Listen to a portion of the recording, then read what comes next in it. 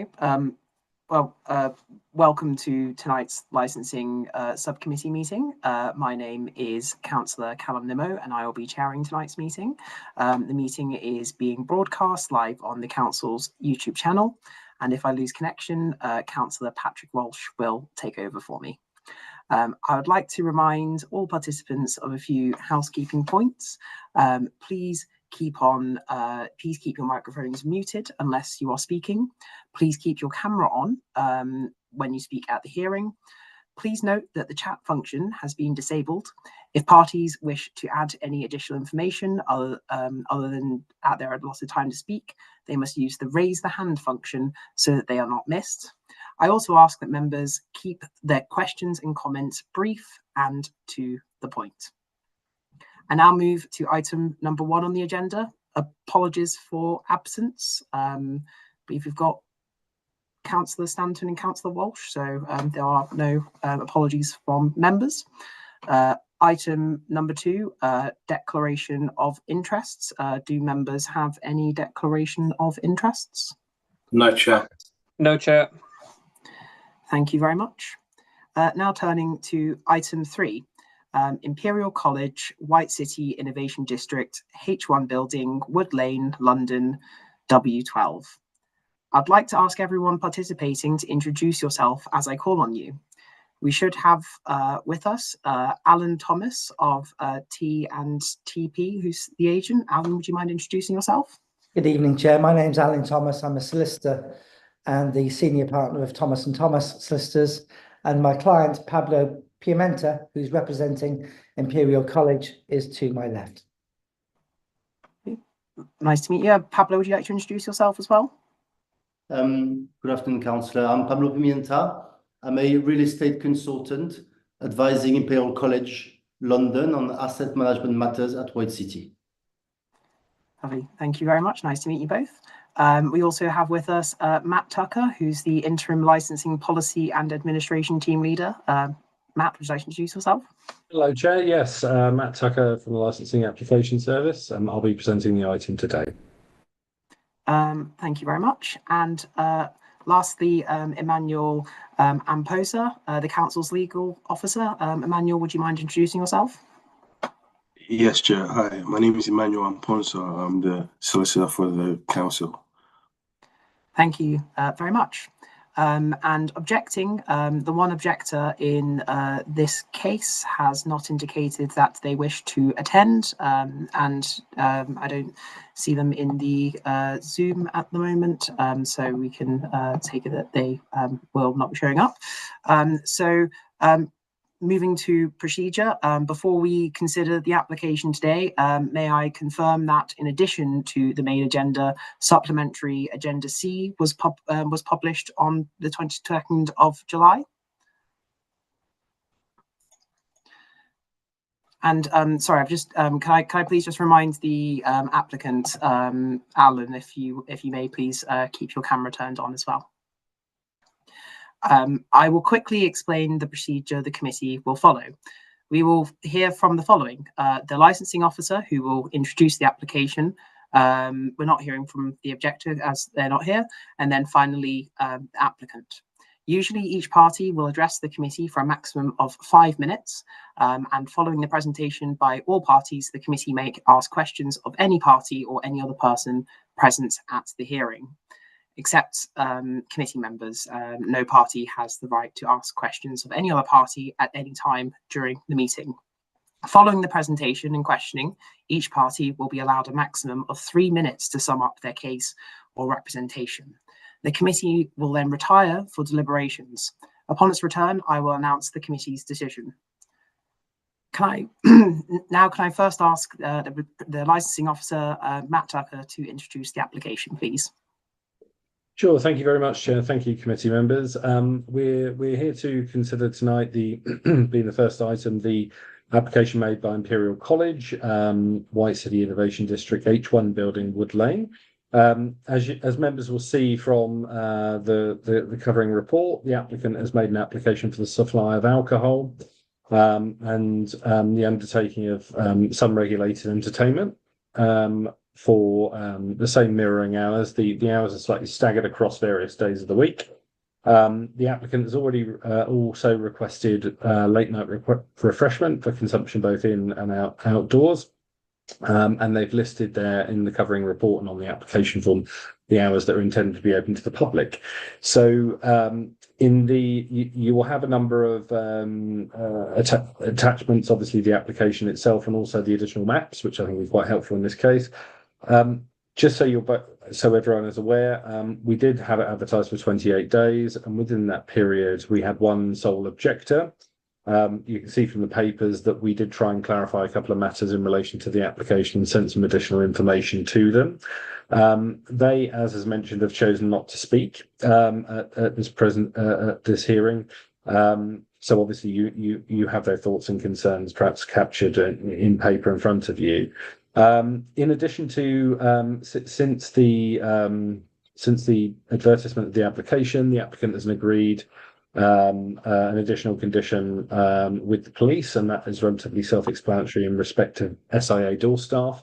So essentially, members are being asked to consider whether the applicant, as volunteered, as applied for by the applicant, plus the additional condition, suitably mitigates the concern that's been raised by the objector in this case.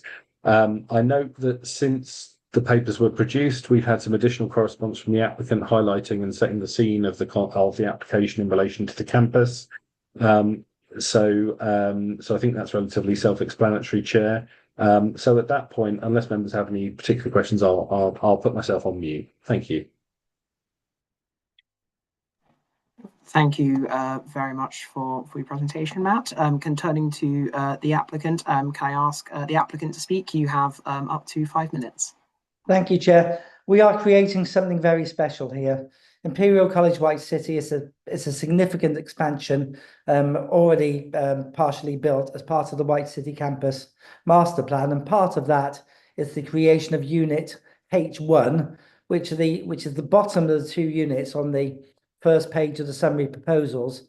The terrace that you can see on the summary of proposals faces to the west and is directly under the westway, directly under it and adjacent to the main campus itself.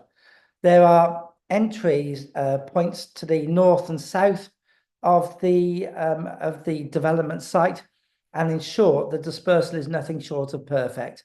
There is residential of a kind to the north, but very little, if anything, to the immediate south or to the west. So in other words, the direction of dispersal, which is towards the tube station, or indeed to Wood Lane, where customers can get a taxi or a bus, there is no residential in that direction. As you'll have seen from the papers, we met with the licensing officer and had very constructive, if not encouraging, pre-application advice, and agreed a condition that the external terrace wouldn't be used for regulated entertainment after midnight. Now, we don't know if we'll be the operator yet. It might be us or it might be a third party, but the usual controls that both you put in place and we put in place will apply to whoever operates it. Needless to say, being directly under the westway, the ambient noise levels are very high. So it's highly unlikely that there will be any noise escape from the premises, or we say also from customers leaving. The use will be for students, local businesses and visitors and any local residents that there might be. There will be no representations from any of the responsible authorities. You've seen the agreed condition with the police, and you've seen the correspondence between the licensing authority and the interested party. If you have any questions about dispersal or location, we're more than happy to answer them. Just a couple more things, Chair. The issue obviously is the hours. And can I take you to your policy, which is at page 8 of the report, and you'll be pleased to hear I'm not going to read it all out, but the things that you will take into consideration, particularly in sort of town centre type areas, are whether there's any residential amenity in the near vicinity, which there is not. Whether there will be any increase in cumulative impact. Now, we are not in a cumulative impact area. There is no cumulative impact area anymore in London Borough, Hammersmith and Fulham. But in any event, there is no additional cumulative impact because this is a significant distance away from any other licensed premises. So no cumulative impact arising, no harmful and manageable increase in car parking, etc. And as paragraph 5.5 very strongly relies upon, there are no representations from the experts in such matters, being the responsible authorities. So paragraph 5.6 goes on with much of the same narrative, and it recognises that planning controls are relevant. You'll be pleased to hear and would expect, of course, that planning permission has already been granted. And then paragraph 5.11 of your policy, again, reinforces the importance of the proximity or lack of proximity of residential accommodation, and also that where you have open areas, that those are restricted where there's a risk of nuisance. So as you've heard, we've addressed the risk of nuisance by curtailing regulated entertainment on the terrace. So the issue raised by the interested party relates, of course, to the hours, and a concern that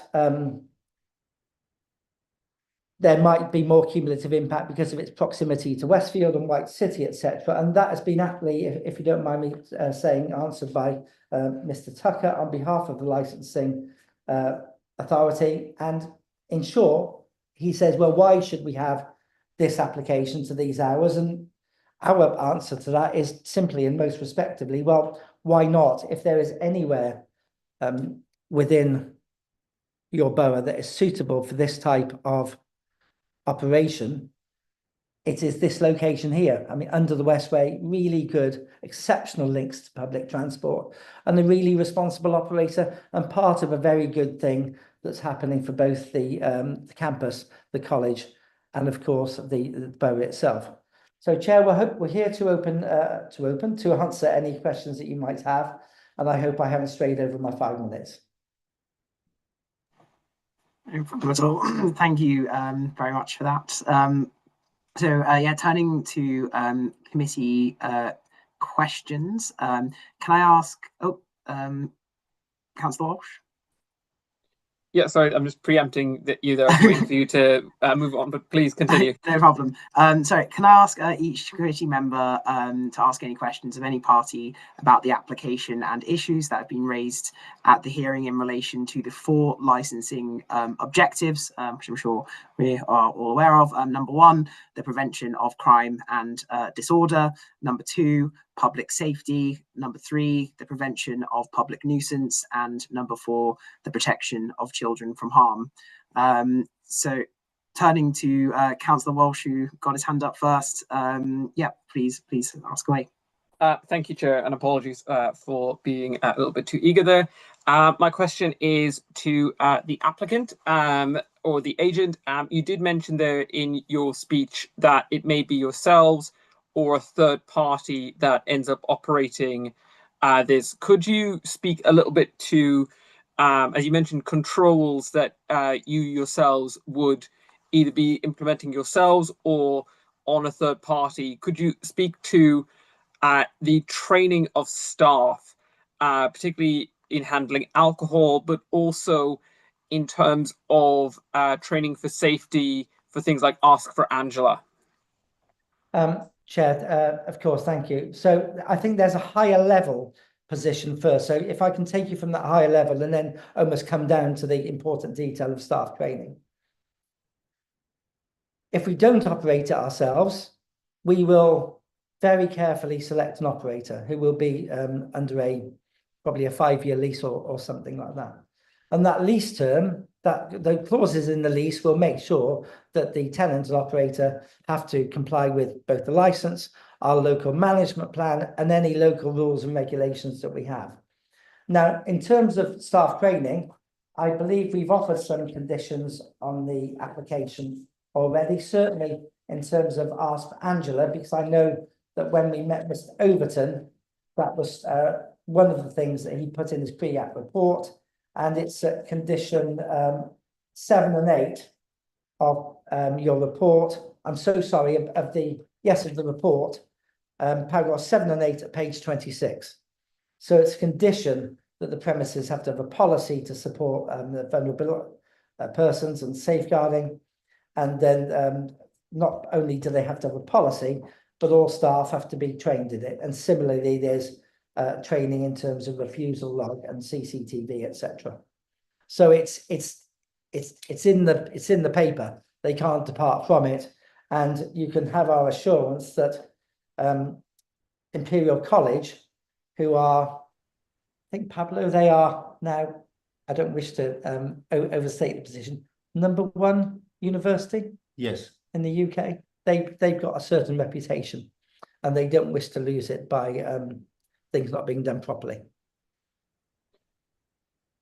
Chair, if I may continue, obviously that's really good to hear in terms of the obligations.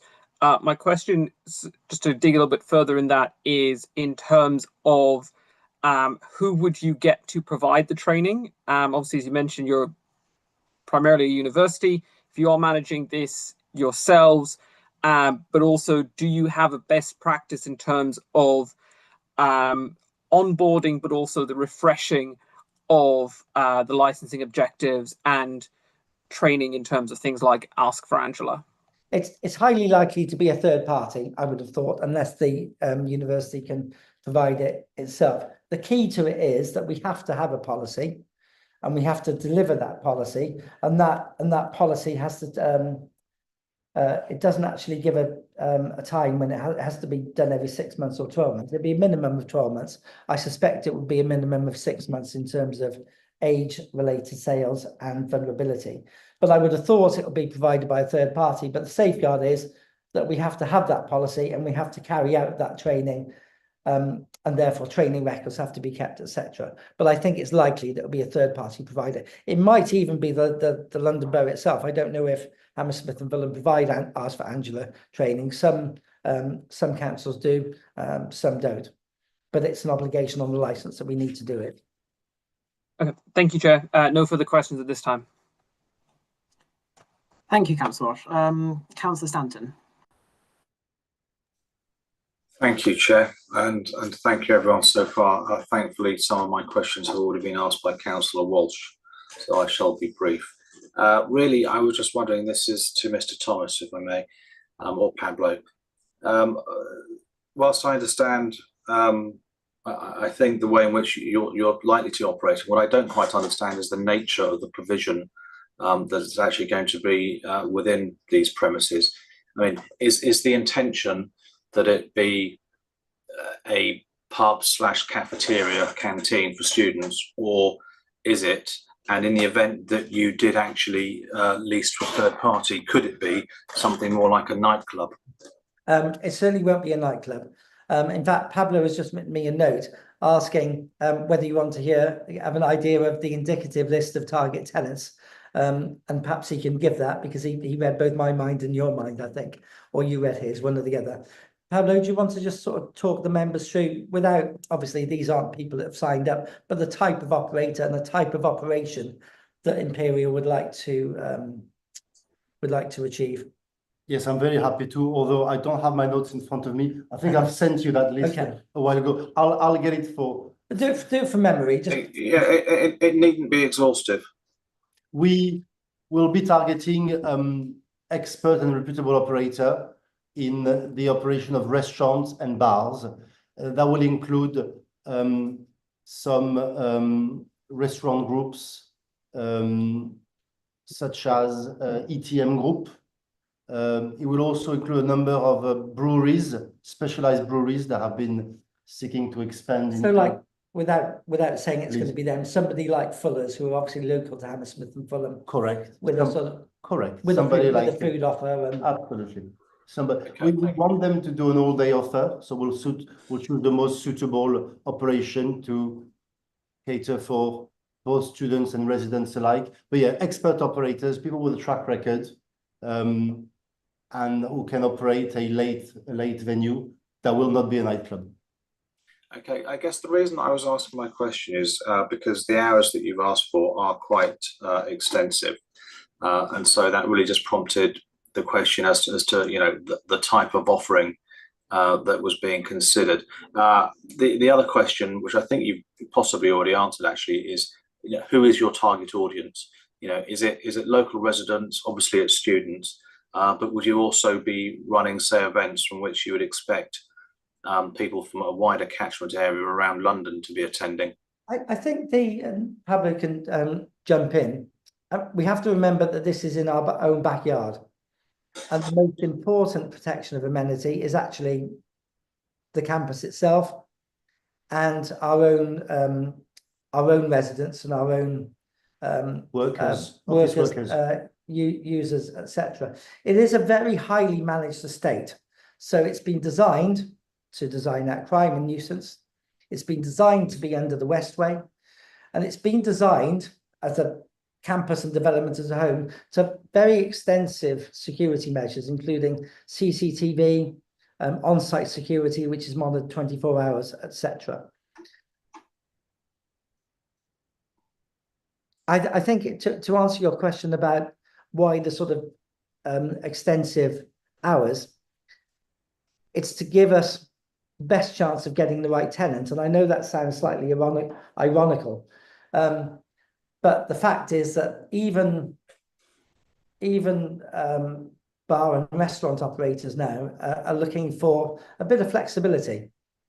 Certainly, to answer your question about events, I'm sure there will be campus related events. I don't anticipate that it's because of the protection of the campus itself that we would ever hire out the premises to a third party or anything like that. And we're more than happy to be minuted, more than happy for it to be minuted that the use will not be a nightclub or similar. Thank you. In which case, I have two very brief questions. The first question is, how many covers roughly would you be looking at providing? That is a very good question. Can you remember off the top of my head? The figure 2 comes into my head. Not 2, but 2 something. I think we're designing a venue for 200 patrons. I think upstairs, there's a limit on 50 seated covers due to fire regulations. And downstairs, depending on how the operator wants to operate, either majority sat down, a majority standing up, we can get between 50 to 150 people. And that includes external. So a total of 200, I expect. Yeah. Okay. Thank you. That's perfect.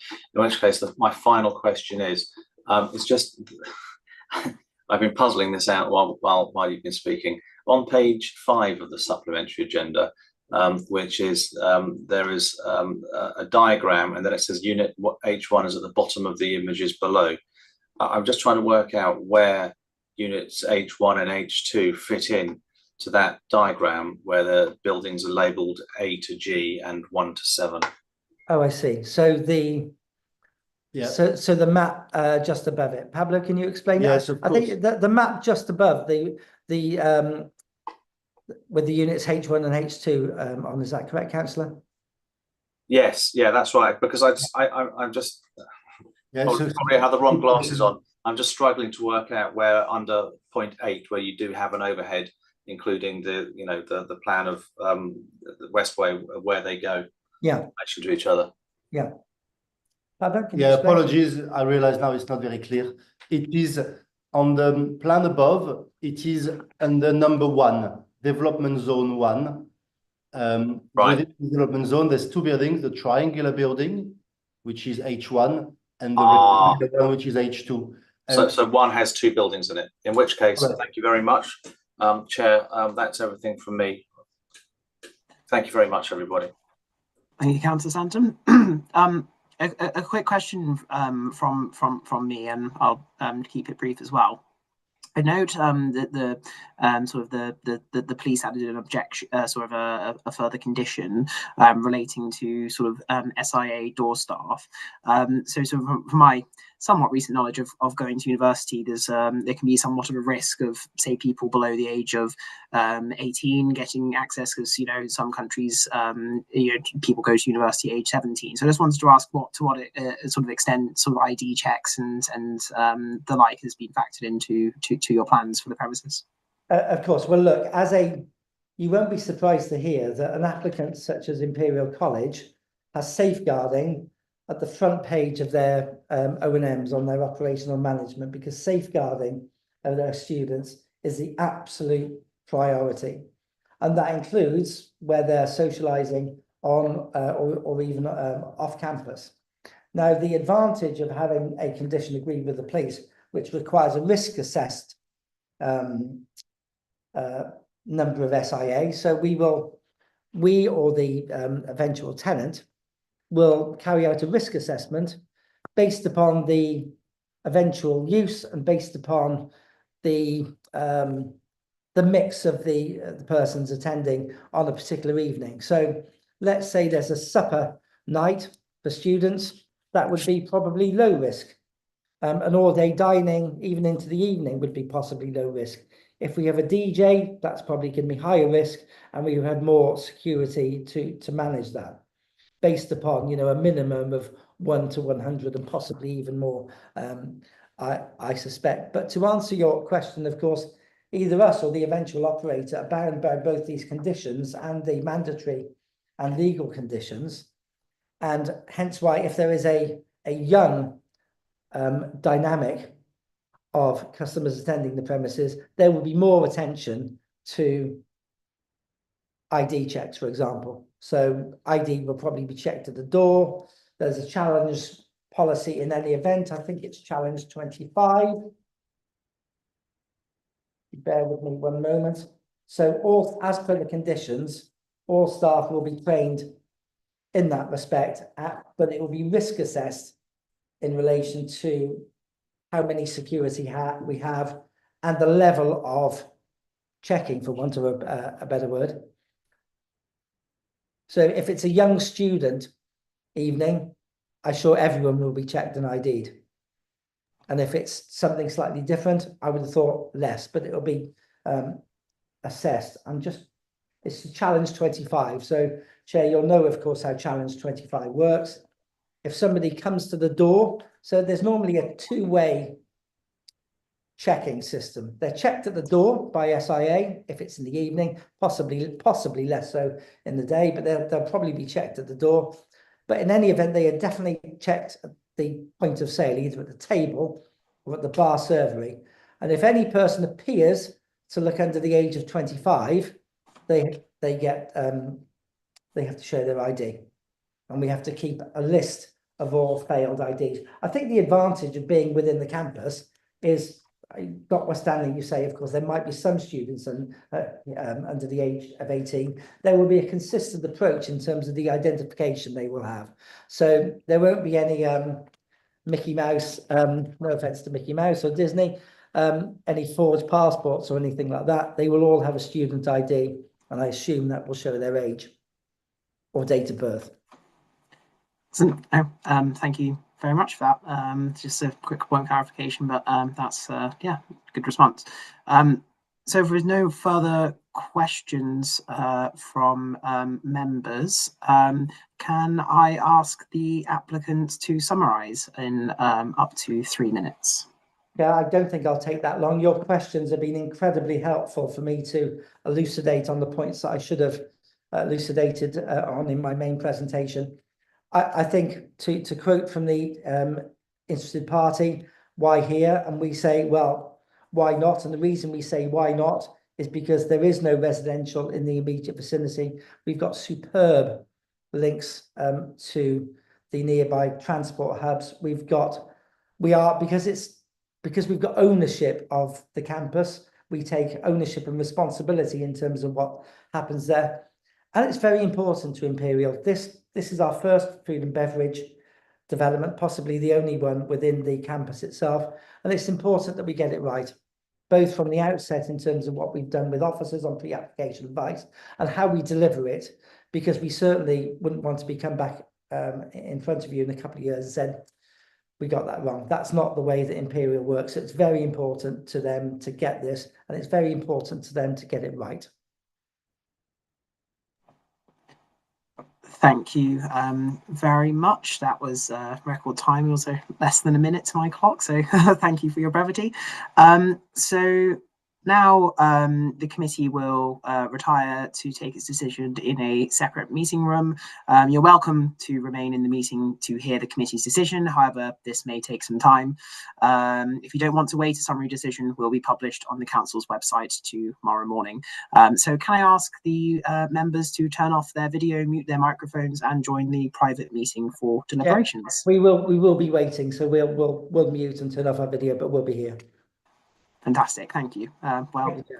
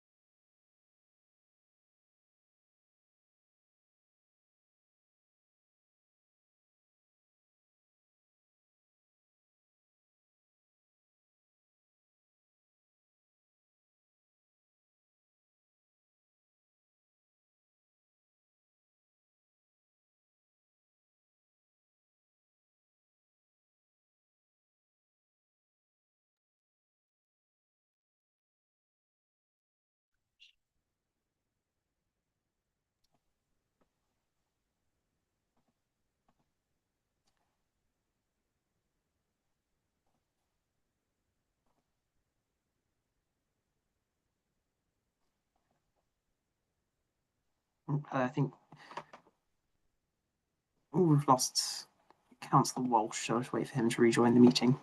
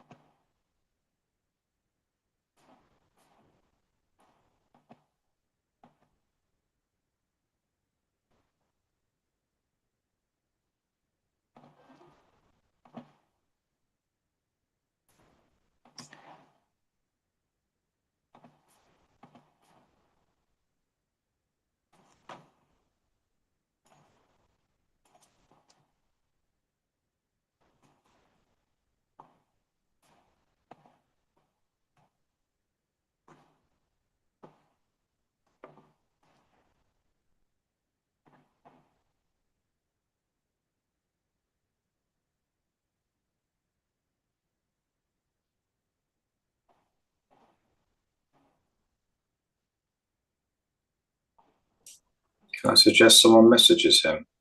I just yeah.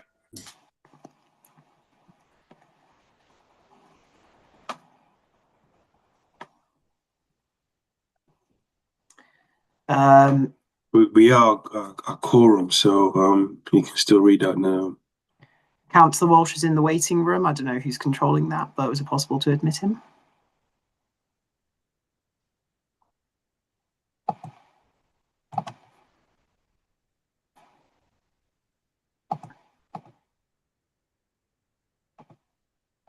We now have him. Excellent. Well, the committee has decided the following. The London Borough of Hammersmith and Fulham, summary decision of the licensing subcommittee, 23rd of July 2025, Imperial College, White City Innovation District, H1 Building, Wood Lane, London, otherwise known as the premises. The committee has considered an application for a new premises license for the following licensable activities: supply of alcohol on and off the premises, late night refreshment indoors and outdoors, performance of live music, recorded music, films, dance, anything similar to live music, recorded music or dance indoors and outdoors under the Licensing Act 2003, otherwise known as the application. In summary, the committee has decided, after taking into account all of the individual circumstances of the case and the promotion of the 4 licenses objectives, to grant the application as follows.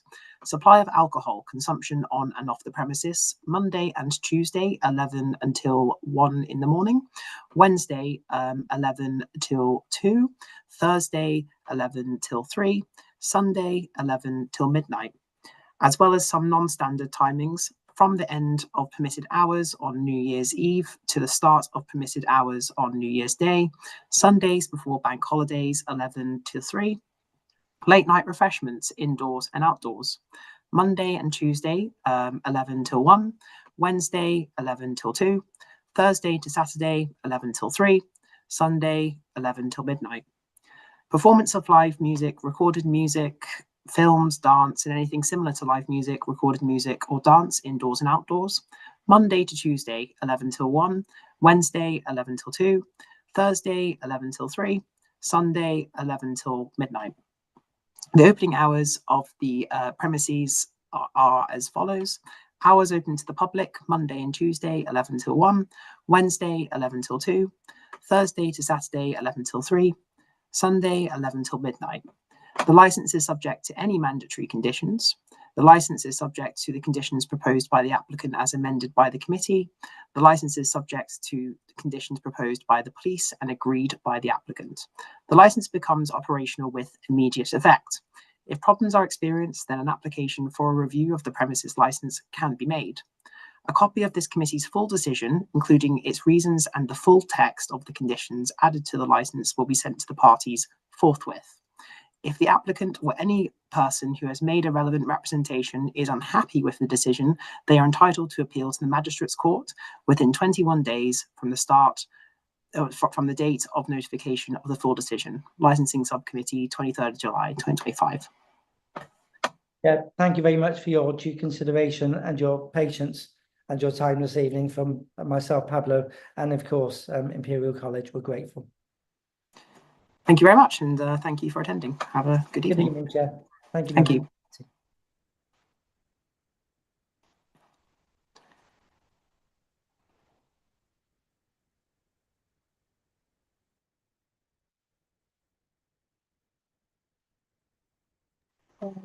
The next application isn't due to start until 7:30. So if you want me to put a tile up, I can do that and we can reconvene at 7:30.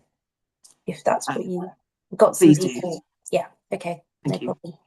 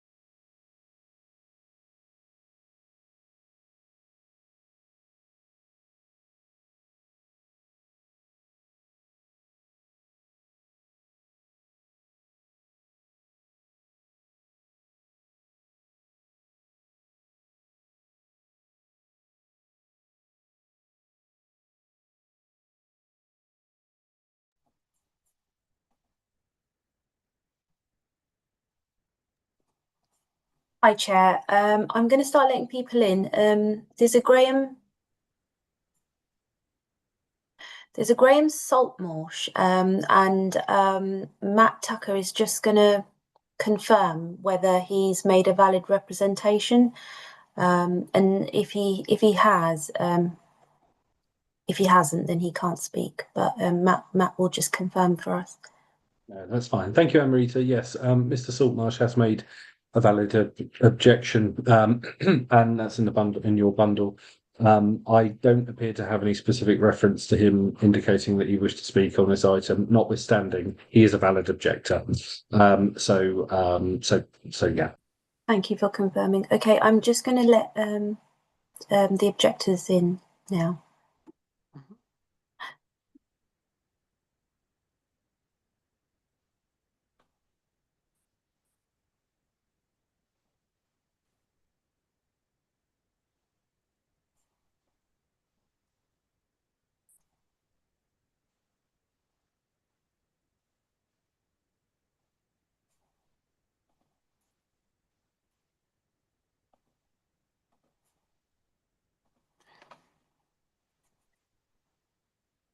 Oh, lovely. It's 7:30. Welcome to tonight's licensing subcommittee meeting. My name is Councillor Callum Nimmo, and I will be chairing tonight's meeting. The meeting is being broadcast live on the council's YouTube channel, and if I lose connection, then Councillor Patrick Walsh will take over for me. I would like to remind all participants of a few housekeeping points. Please keep your microphones muted unless you are speaking. Please keep your camera turned on when you speak at the hearing. Please note that the chat function has been disabled. If parties wish to add any additional information other than at their allotted time to speak, they must use the raise the hand function so that they are not missed. I also ask that members keep their questions and comments brief and to the point. I now move to item 1 on the agenda, which is apologies for absence. However, we have all 3 members with us, so there are no apologies for absence. Item number 2, declarations of interests. Do any members have any declaration of interest?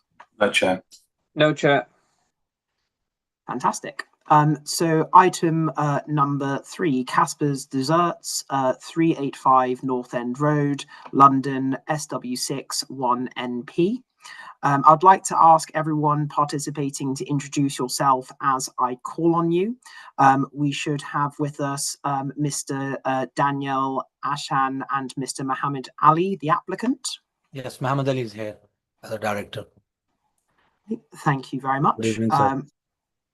We should have Matt Tucker, the interim licensing policy and administration team leader. Hello there, Chair. Good evening, everyone. I'm Matt Tucker. I'm speaking to the item today, as I'll be introducing the item for you. Thank you very much. And we also have Emmanuel Amponta, the council's legal officer. Emmanuel, can you introduce yourself? Hi, I'm the council solicitor. Sorry, Chair, my video is not working at the moment, so I'll try and get it back as soon as I can. Thank you, Emmanuel. Hope you managed to. I'll call on the objectors. First of all, do we have Councillor Lydia Painter? Hello, I'm Councillor Lydia Painter, councillor for Lily Ward, and I am one of the objectors. Thank you very much. Do we have Jan Prasett? Hello. Yeah, I'm here. I'm one of the objectors. Thank you very much. Miranda Gilpin?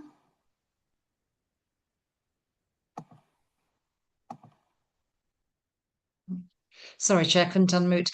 Yes, I'm here. Thank you very much. Thank you. Thank you very much. Charlotte Dexter, on behalf of herself, Amanda Fredman, Laura Salvatore, and Karen Pownell. Yes, I'm also representing my Barclay Road residents, but that's just the way I always do it. So yeah, thank you. Thank you very much. Do we have John Scalding on behalf of himself, Ellen Lewis, and Christian Malasard? Yes, present, Chair. Thank you very much. Sarah Chambers.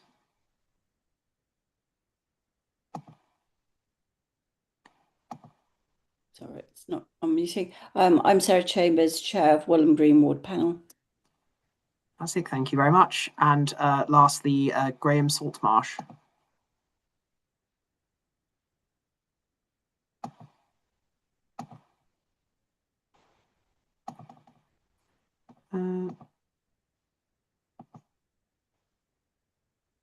I can see. Anyway,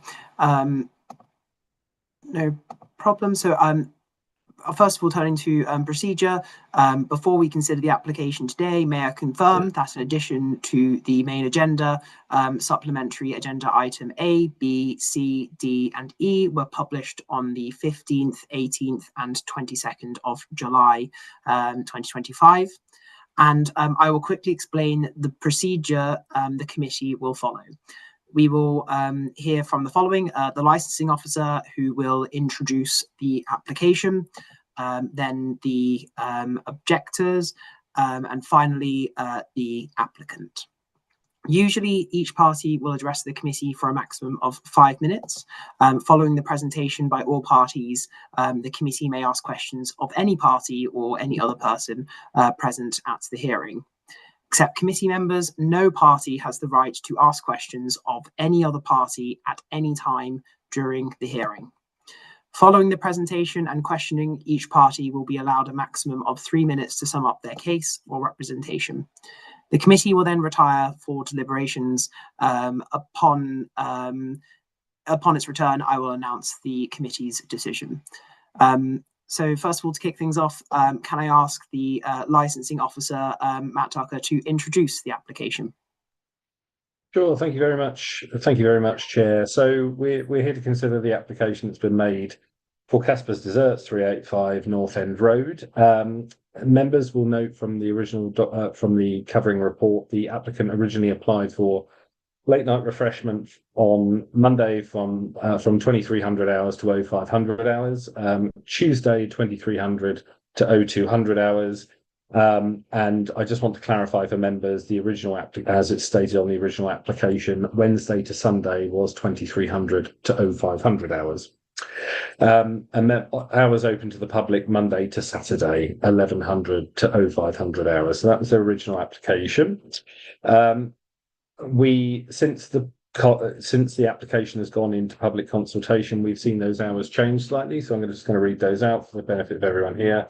Is Monday for late night refreshment, Monday 2300 to 0300, Tuesday 2300 to 0200, Wednesday to Sunday 2300 to 0300, and the hours open to the public is 1100 hours to midnight. Now, the gap between the provision of late night refreshment beyond midnight and the closing at midnight essentially is to allow for deliveries to which members of the public will not be able to walk in and order. They would be intended to be done by way of delivery. As members can see, in addition to what the applicant volunteered on their form, they have agreed some additional conditions with the police, and those are clearly set out in the paper in the event the application were to be granted. As members will see, we did receive 43 representations, one of which was from planning as a responsible authority. One was from Councillor Painter in her capacity as a councillor. We then received 3, 4, 5, 6, 7 representations from associated residents and neighbourhood watch groups. And then we received 34 other individual residential objections. So those are in your pack and give you a flavour of what the comments have been made in terms of the application. And also there's some follow-up comments that are also included as part of the bundle. Effectively, since the papers were published, we do have the additional supplementary items that are listed on the website, which you discussed, Chair. So we have the list of neighbouring premises. We have confirmation from the applicant that they've agreed the timings that were confirmed with the police. We also have comments with respect to the applicant potentially continuing to undertake late night refreshment, despite not having a license in place at the moment, and I will come back to that if I may. Then there's a definition of late night refreshment under the Section 182 guidance, and I've included that for the purposes of all of the parties involved and that have attended tonight, so that they're aware of what the guidance sets out in terms of definition. And then we've received two additional supplementaries from Berkeley Road residents in respect of overall issues concerning the application and the subject of planning. So that forms the last three. The final piece of additional correspondence is some additional correspondence between Neil Milligan, who's our planning enforcement team leader. He is planning as a responsible authority. He's the individual who made the original representation, and between him and the applicant about use of the property.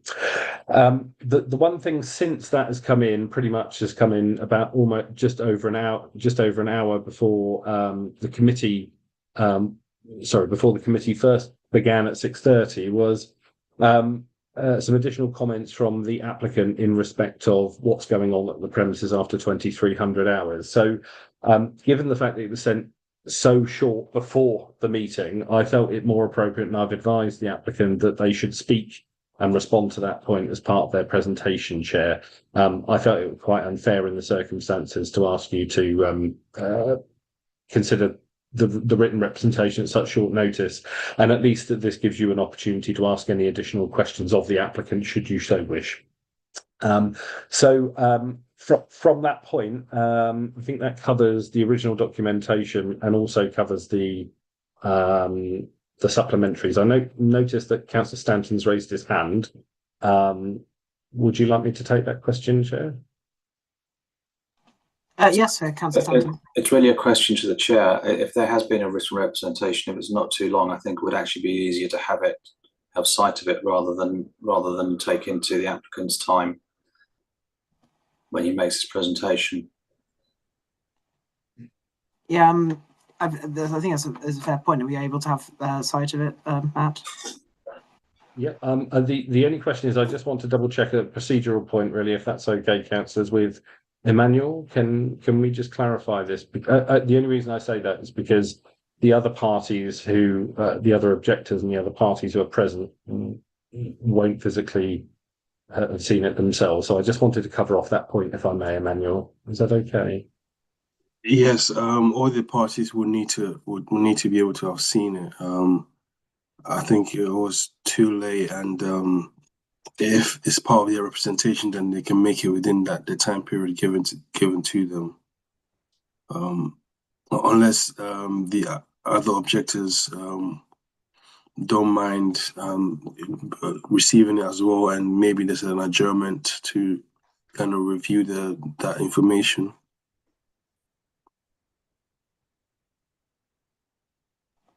Matt?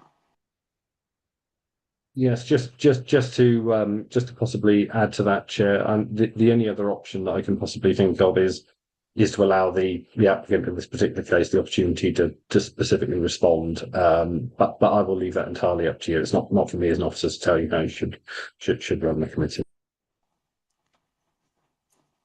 In my view, I think it's worth letting the applicant speak to it in the interests of time this evening, as I know there's lots of people who want to speak more widely on this matter. So I'm happy just to let the applicant speak to the objection if that is permissible.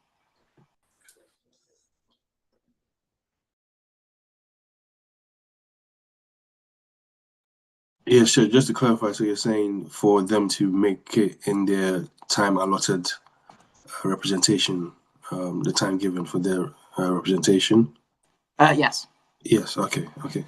That's fine. Okay. So thank you for the steer, Chair.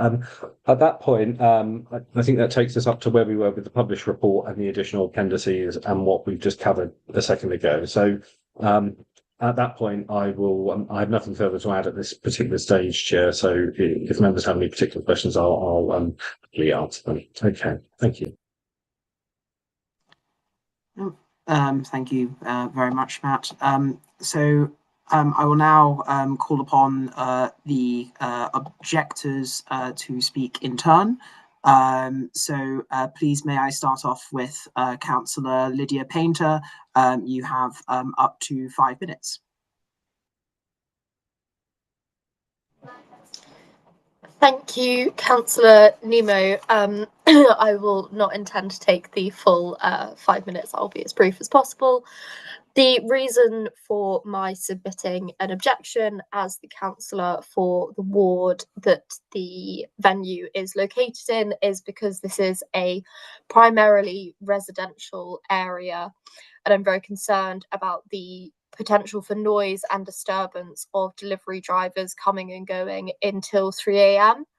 We already see issues with delivery drivers in my ward, coming and going from restaurants on the North End Road, causing noise and antisocial behaviour. And now Caspers intends to deliver across West London until 3 a.m. I'm not satisfied with the mitigation for noise or antisocial behaviour, particularly as the drivers won't be directly employed by the applicant. So I'm not satisfied that they can sufficiently change driver behaviour around noise, antisocial parking and antisocial behaviour. Late night openings, we know, can attract crime. They can stand out in areas where most establishments are closing earlier, including the issue around the delivery drivers. I spoke to residents in Lily Ward only on Saturday, many of whom were very happy to sign a petition against Caspers being open till 3 a.m. as a delivery hub because of the issues I mentioned. I'd also like to note and draw attention to the applicant's previous unlicensed activity in February of this year, which leads me to believe that they don't fully respect the local regulations. I do fully support business in the area, and particularly the council administration's regeneration of North End Road, and I'm really happy to meet with businesses about how they can be part of this. But I don't believe that being open as a delivery hub until 3 a.m. is the way to do it. And the number of objections from both local residents as individuals and local resident groups and the local resident ward panel leads me to believe that residents also share this view. Thank you. Thank you very much, Councillor Painter. Came in about a lot of the time. Please may I now call Jan Prezet. You have up to 5 minutes to speak. Sure. So I objected to the application because I live on Northern Road, so I live on 348 Northern Road, so it's very close to Caspers, and I'm very concerned about the noise and disturbance that would cause being open late at night with the noise from the delivery riders. The noise from the public who will be coming late at night, and my concern is really on my ability to be able to sleep. So it's something that we've raised before with other I guess other applications, and I don't really see how they can mitigate the noise that will be done by motorcycles. So that's the main concern, in addition to I guess additional criminality in an area that is already a crime hotspot. That's my concern. I think being open until like 3 a.m. 5 a.m. is not reasonable for residents who live in that area. That's my concern. Thank you very much, Jan, for your speech. Can I now call upon Charlotte Dexter, who reminded is speaking on behalf of herself, Amanda Fredman, Laura Salvatore, Karen Pownell, and the Residents Association on Berkeley Road. So, Charlotte, you have up to 20 minutes to speak. 1949, 1950. Yes, good evening, councillors. Thank you for being here tonight with all of us. Yeah, I'd just like to start with sort of what is North End Road. And we all know historically that it's a market road. It has a very deep history.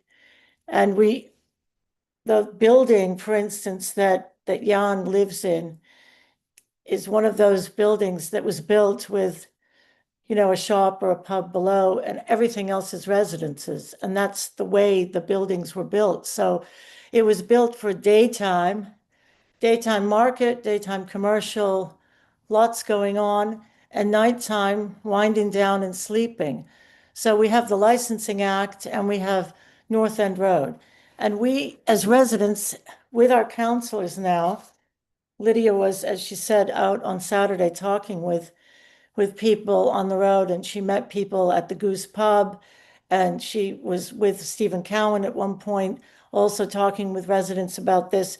So basically, we have a challenge in front of us, and we're all smart people, and we're going to figure out this challenge over the next few months. And I think we launched the challenge in a big way on the 28th of May with a different application. And this is the next application that people were concerned about, that, you know, once one comes along, the next ones will come along, and more will come along for 24/7, 3 a.m., et cetera. And we're concerned about the 4 licensing objectives and how we can make sure that they're molded in such a way that we support a very vibrant licensing sector, which is what our leader wants. And at the same time, we support the constituents of the councillors here tonight, who are the residents. So we're in the midst of figuring this out. That's how I see it. I met with Nikki Burgess last week to talk about the regeneration of North End Road. If I understand it correctly, there is no big budget now that the market stall areas have been revived and repaved, and the parklets are out there and so on. So there isn't a plan, and there never was a plan for anything about North End Road, except that it's a daytime road. There was no nighttime plan. There's no nighttime or dark hours, as other councils call it, dark hours strategy at this stage for North End Road. Now, we're very interested in working on that strategy with the council, with the licensing authority, with the leader himself, if possible, so that we can get around this and, you know, kind of embrace it, figure it out, so that the thousands of residents who live around us in what our ward profiles call densely populated. That's the highest definition that you can get for the 2024 ward profiles. And the councillors will know that North End Road is split between 2 wards, Lily Road on the right going up, and Walham Green Ward on the left.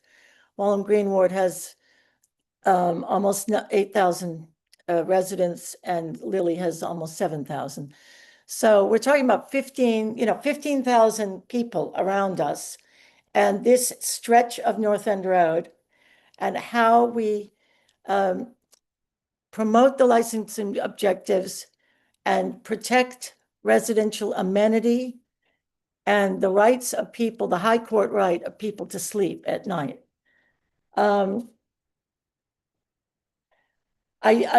My next point is that I believe that CASPA just hasn't grasped really the gravitas of what we're trying to do here as a council, as residents, as resident road associations, and we've come together under an ad hoc umbrella called Fulham Together, so that we can really work on this.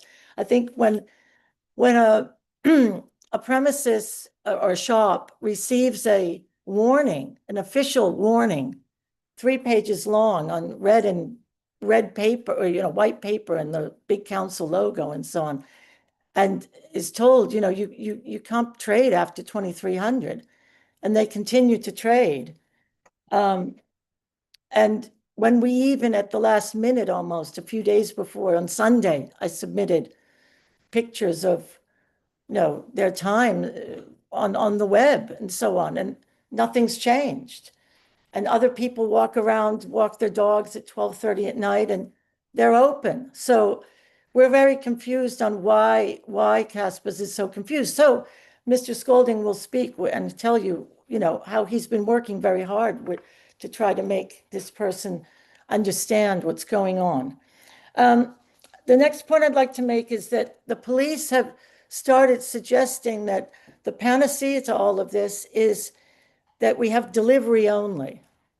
Delivery only creates more problems for residential areas, and others will talk about that. But it's very clear that delivery only is not the answer.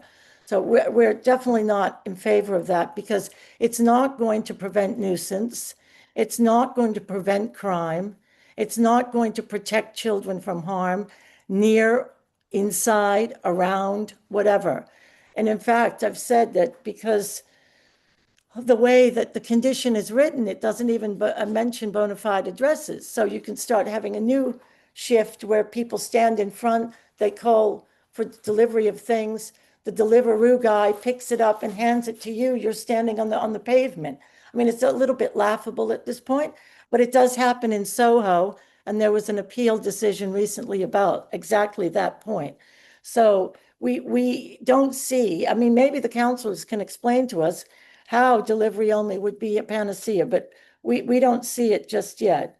I'd also like to just inform everybody that Uber Eats and Deliveroo do not allow either the customer or the proprietor to order up electric bikes. So that's again, it's a non-starter. It's a nice thought, but the idea of putting a condition on the license about that, it can't be fulfilled. So we'd really ask you to take that into consideration. What's in your licensing policy, which was written 3 years ago, mentions exactly that as a condition, but we've already passed that. Things move very quickly. So that type of condition is no longer, I mean, it can't be put on a license as far as we understand it. We also want to mention about cumulative impact and the effect that this has negatively, obviously, on residential amenity, and the adverse impact that it has on residents. So that's a very important point. A lot of the licensing policy talks about cumulative impact because the Act does itself, and Section 182 guidance goes on and on and on about it. So we ask the councillors tonight to take very much into consideration the impact, the ongoing, the broader breach of impact that opening another place after 2300 will have on residents after 2300. I've explained that, so let's see. My neighbor's area behind St. John's Church in Dungagan House, so Amanda Friedman, who I'm representing, they have continual problems with, again, delivery people, noise, nuisance. They have very good insulation in their buildings, so everybody has to open their windows, ironically. And so they hear a lot of noise at night, and, they're not happy with that, and they're trying to work with the police on it. But may I also mention that one of the problems is that no one is enforcing anything about speed, about parking on yellow lines, parking on red routes. There is no enforcement in our borough that helps with this. So again, there's no way to prevent the nuisance that's caused, and preventing nuisance is a key licensing objective. In my supplemental D, I really built a case for the positives of North End Road. During a recent hearing, one of our neighbors said, North End, I loved it. It was a beautiful statement. North End Road is the breadbasket of the world in Hammersmith and Fulham, because it offers so many different types of food on the market stalls, in the shops, as well as on all the corners with all of its restaurants and eateries. You can pick up, incredible food. And he talked at that hearing about how he takes his little kids and they experiment with new foods, and he's really teaching them how to love the world right on Fulham Road. That's where, right on North End Road. And that's where we need to really grasp this, isn't it? We have to take that breadbasket concept and say, let's pull the licensing act around this. Let's make it work together. And in the end, though, we do have to let people sleep. That's the point. Thank you very much. Thank you very much for your speech. I now call upon John Scolding, who's speaking on behalf of himself, Ellen Lewis, and Christian Melisard, who can speak for up to 15 minutes. Mr. Scolding. Thank you, Chair, and also thank you to Mrs. Dexter who covered a huge number of points there and did it very succinctly in a short period of time. I'm perhaps going to take a slightly different approach. Bit of background about me. I'm on the Tournai Road. I run the Neighbourhood Watch Group. We're about 50 metres from the front door of Casper's. So. Rightly or Mr. wrongly. Scolding, sorry to interrupt. Are you able to turn your camera on? I can certainly try. I've had a bit of difficulty on an earlier call, but let's see if we can get it. So we can see you now. You can Perfect. enjoy. Sorry to interrupt you. Please do carry on. No, not at all. So given our proximity to the site, I think those residents on Tournai Road very much feel they are a very good example of people who will be impacted by the outcome of this application. Mr. Tucker has very clearly set out the revised hours. I'm not going to repeat those, but I am going to open with a couple of observations about the hours that the applicant is seeking. And some of these, I suspect, will be very obvious to councillors, but I'm going to repeat them anyway. The first is if you granted this application, those hours would clearly be in excess of the times currently stated for takeaways in the policy, the statement of licensing policy. And I should just say, I've used the word takeaways, so I'm going to put my cards on the table. The hours from 11 o'clock to 3, which is the longest period that's being applied for, if I've understood it correctly, the site closes at midnight. So the vast majority, as Mrs. Dexter picked up, of those hours, the site operates as takeaway and delivery only, and is fundamentally, therefore, an application for status as a takeaway. I'm sure there is some discussion or debate to be had about that, but that's how I read the hours that are being applied for. And it's worth noting in the policy, and the policy obviously is set out very helpfully. I think it's at agenda pack page A61, but for residential areas, late night refreshment premises being takeaways, late night hours past 2300 for most days and 2200 for Sunday are just not considered appropriate, and we'll come on to that. The other observation is, of course, that the hours stand out and are completely out of kilter when you look at other takeaway premises in the close or immediate vicinity. Popeyes, Papa John's, Amigos, Morley's, KFC, they're all on the North End Road and relatively close, and they close around 11 to 11:30, and that's true of many sites if you head towards Fulham Broadway as well. And the application also stands out like a sore thumb because it's out of kilter with the fact that no other takeaway has opening hours till 3 o'clock in the morning. It seems to me a statement of complete common sense that if the hours are granted, then, as Mrs. Dexter pointed out, I can't see how they can't add to the existing cumulative impact, whether that is the impact of crime, which I'll come back to, whether it's the antisocial behaviour we see on our roads and which our families face, and whether it's the noise nuisance, which has also been referred to. And the last observation is that Caspers itself in its other London locations, and I'm referring here to Wandsworth High Street, Upper Tooting Road, High Street Parade, Streatham, 82 Dean Street in Soho, Croydon, all close at 11:30. So this application is also out of kilter with many of the other sites that Caspers operate in and around London. I do, of course, accept that it has many other sites that are not in London, but I'm focusing on the London ones. So what we have here is the challenge that Mrs. Dexter referred to.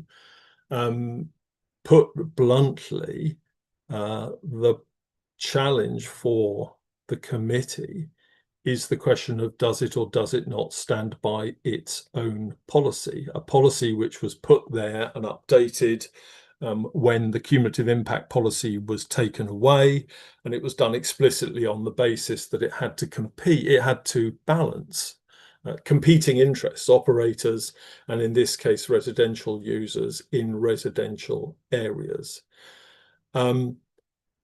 The submission from the residents on my road is that the committee should act consistently with its own policy in this case, and indeed in any case that seeks non-policy hours, though every case needs to be judged on its merit.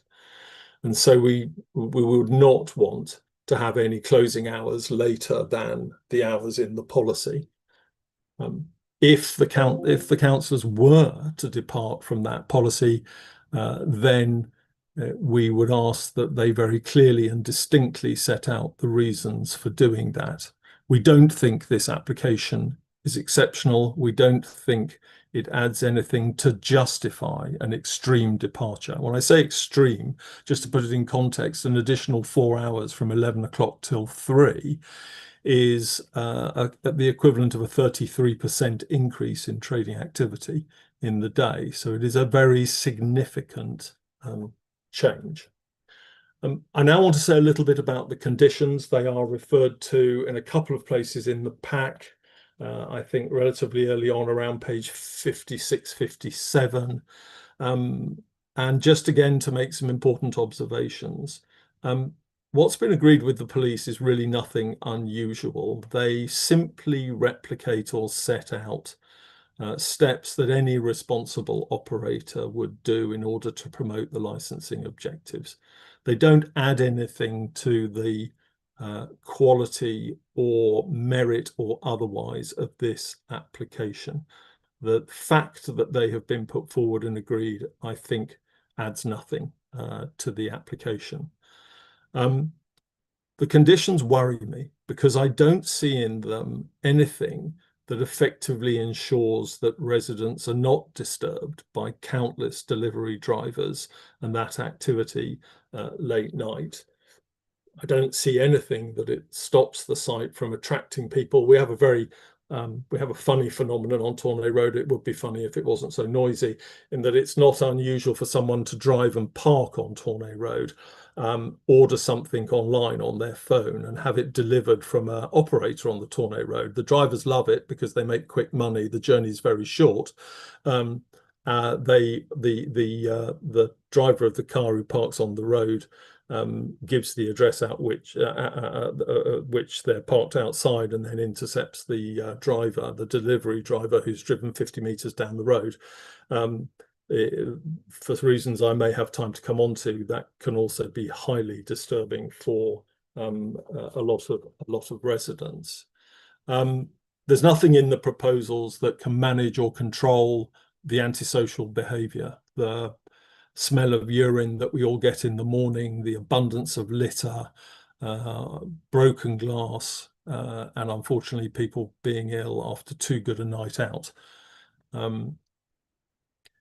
I think underlying all of this is that policy hours should be given very considerable weight, and the statement of licensing policy tells us why that is. I'm not going to open up or share the policy, but I think this is around page 2021 of the statement of licensing policy. The first issue is that the policy says whether the licensed activities are likely to have an adverse impact, especially on local residents, and if there is a potential to have an adverse impact, what, if any, appropriate measures will be put in place to prevent it. Well, reading the measures in the application, I don't think any of them do it. A notice on a wall has never enforceably or effectively stopped anyone from generating noise and disruption. And the second criteria in the pack about in the policy about hours is, and I quote, whether there will be a substantial interest in the cumulative adverse impact of these or similar activities on an adjacent residential area. I mean, this is the very paradigm of a case that falls flatly within the policy. We are in a densely residential area, as Mrs. Dexter referred to, and we have, I think I last counted, about 32 operators who rely on deliveries if you go up the North End Road from the Dawes Road to West Kensington Tube Station. As I said earlier, it's impossible not to take those numbers and think that there wouldn't be any adverse impact. Chair, I don't know if this is a fair question to ask you. I know we're not supposed to ask questions. Can you just let me know how much time I've used up? Certainly, you have 4 minutes left. Heavens above. Right. So time to gallop. Mrs. Dexter has saved me because she's referred to the fact that the 2024 assessment of the ward clearly states that the ward is almost entirely residential in character. And she's mentioned some of the figures that bear that out. It's not surprising if you consider, and I've mentioned this part of the North End Road travelling from Dawes Road up to West Kent Tube. There are 26 roads adjoining the North End Road to the west and the east, and they're all residential. I think it should be beyond doubt that we are in a densely residential area. The impact on us has already been referred to. I will refer you to one of the people I'm representing in Pack A, pages 154 to 156. There are some very good up-to-date stats about crime rates, and clearly they show rates which are above average. And so again, I do not wish, because of time, to spend more detail or go into more detail about the fact that it's a crime hotspot. I could go on for an inordinately long time about my daily experience. I've lived on Tournai Road for 25 years, of the noise generated by delivery drivers, by people parking and collecting and going for deliveries, the effect of large numbers of bikes being parked on the road, effectively using the road, as is highlighted in one of the submissions, as a car park, where they park for the purposes of a commercial activity on effectively 100% residential road. I'm going to skip over the cases which are in the pack at page 155, which talk about the fact that having a sweet cake late at night is a luxury, whereas sleep is essential. And there are other cases referred to in that submission on pages 154 to 156, which I would highly recommend the councillors to take into account. It's also important to note that the applicant, a responsible applicant, must know all this. Nobody hides the policy. It's there for all to see. It's incredibly easy to find. the guidelines, the detail, the points about what are expected of applicants are all there. But I think, unless someone's going to tell me otherwise, that they're all missing from this application. And that I think is not a good starting point. Obviously, it's trite to say that the outcome of this hearing will be of interest to a huge number of operators. As I've said earlier, should the committee wish to step away from its own policy. The policy itself refers us to the fact that it is important in determining an application to take into account the cumulative effect of the number, type and density of licensed premises already in the area, and that applicants need to make the case, I'm quoting from the policy, for how they would not increase further. Apologies, Mr. Scolding, that's time. Fantastic. I will leave the rest of it until my summation. I apologise for not being as succinct as I thought I was. I'm clearly somewhat deluded. Not at all. Thank you very much. Can I now call Sarah Chambers to speak for up to 5 minutes?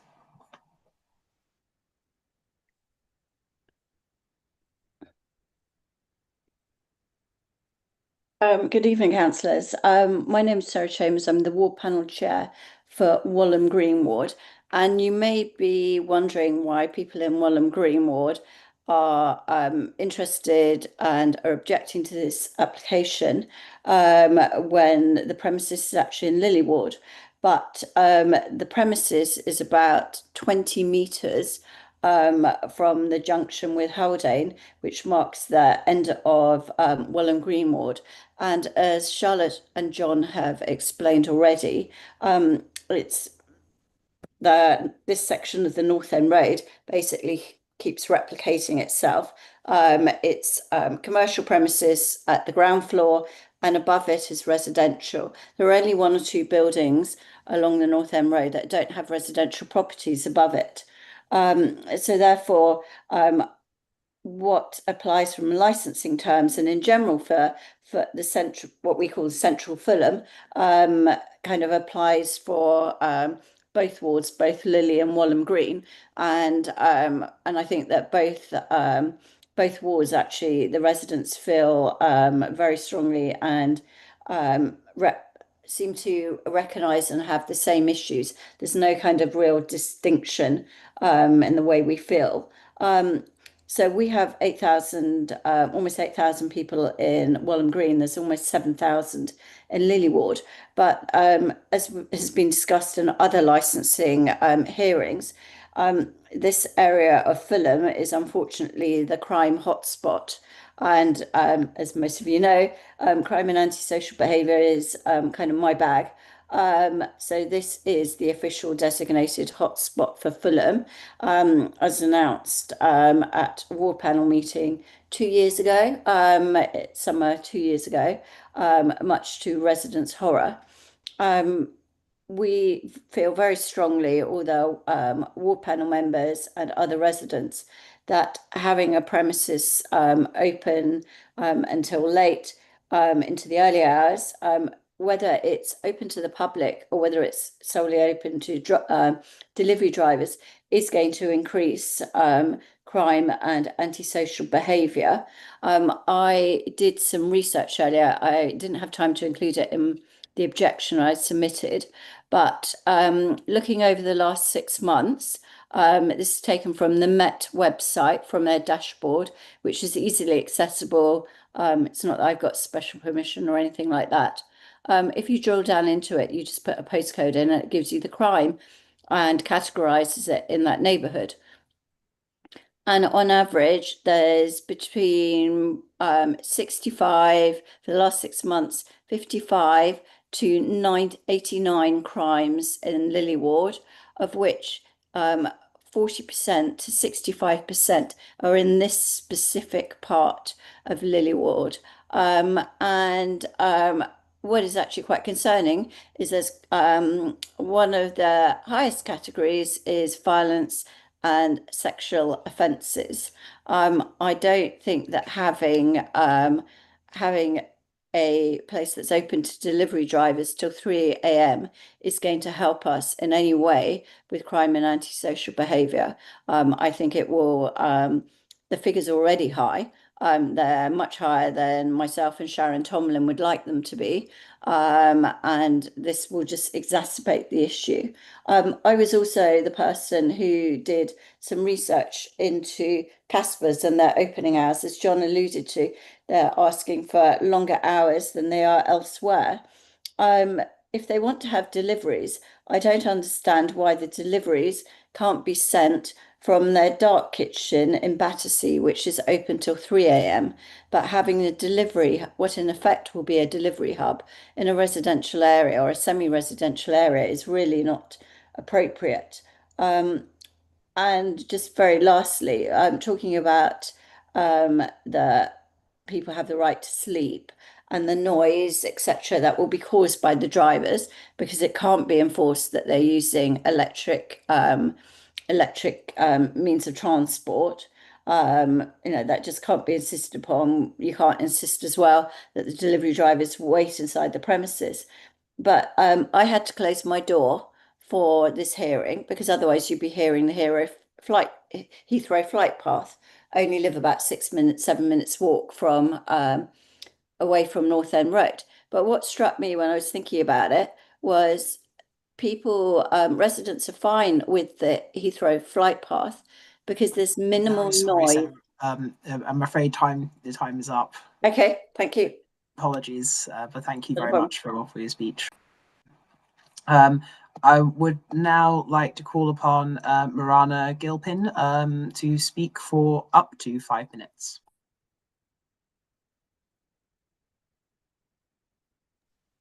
Sorry, Councillor, difficulty finding unmute. Just 2 points, really. That the main point is that in their original application, under the 4 points that they have to declare about the licensing objectives, all of those blots where they're meant to write text was blank.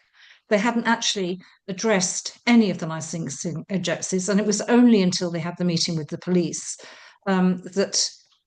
and the hours were slightly changed on the recommendation of the police, did they actually then think about what they should be doing to counteract to comply with the licensing objectives. And I think that's a good indication of not understanding the licensing, as Charlotte and John have both said before already tonight. It shows a lack of and a degree of disinterest in complying with legislation. The other thing is I'd like to refer you to page 31 of the Statement of Licensing Policy 2022 to 2027. At the top of actually page 32, it states that the licence authority may refuse to grant a licence if a representation from the planning department has been received and one or more of the licensing objectives would not be promoted. In supplemental E, page 3, in the middle, it states that there's an email from Neil Milligan of Planning, which is dated the 9th of June, re the grounds of prevention of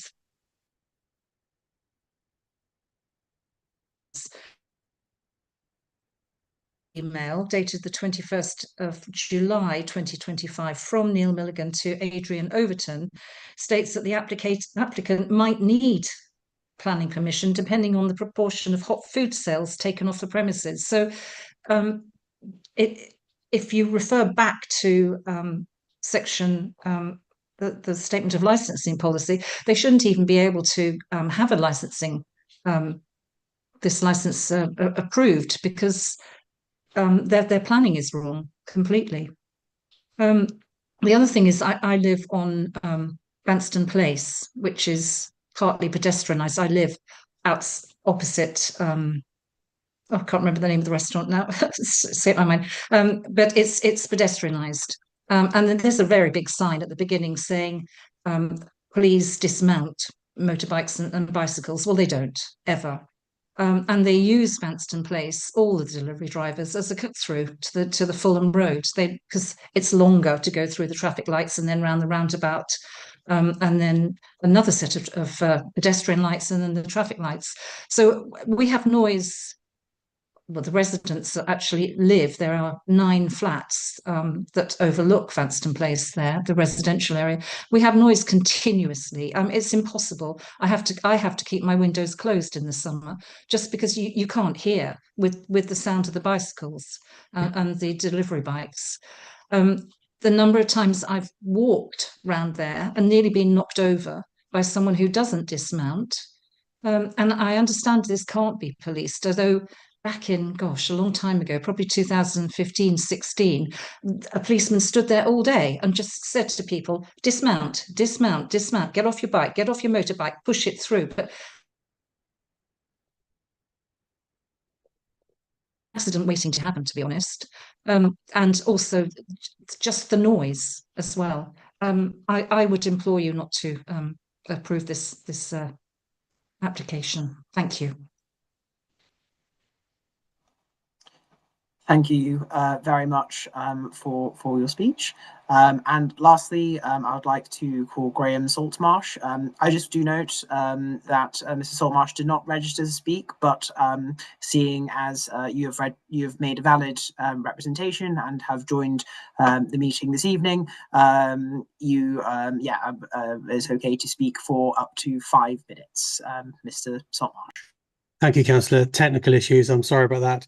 I'm objecting with this application on safety, noise, nuisance. It's been touched on previously, but I live in Walham Grove and there's barely a garden in Walham Grove that hasn't had urination and other bodily functions found in the garden from delivery drivers. And it's all pretty unpleasant. The noise of the bikes, the noise of the delivery drivers, ringing doorbells and quite often getting the wrong street and then having an argument with the person who said, I haven't ordered any food. This happens quite a lot. And safety, my daughter has a job where she comes home at all times of the night quite late, and she's often confronted by lewd statements, calls, shouts, whistles from the delivery drivers outside of McDonald's. This is a big issue, and she says she feels very, very unsafe. So now we insist that she takes a taxi home to the door. I'd also like to point out some of the amendments that were made. Caspers would say they were going to install CCTV, but surely that should be happening anyway.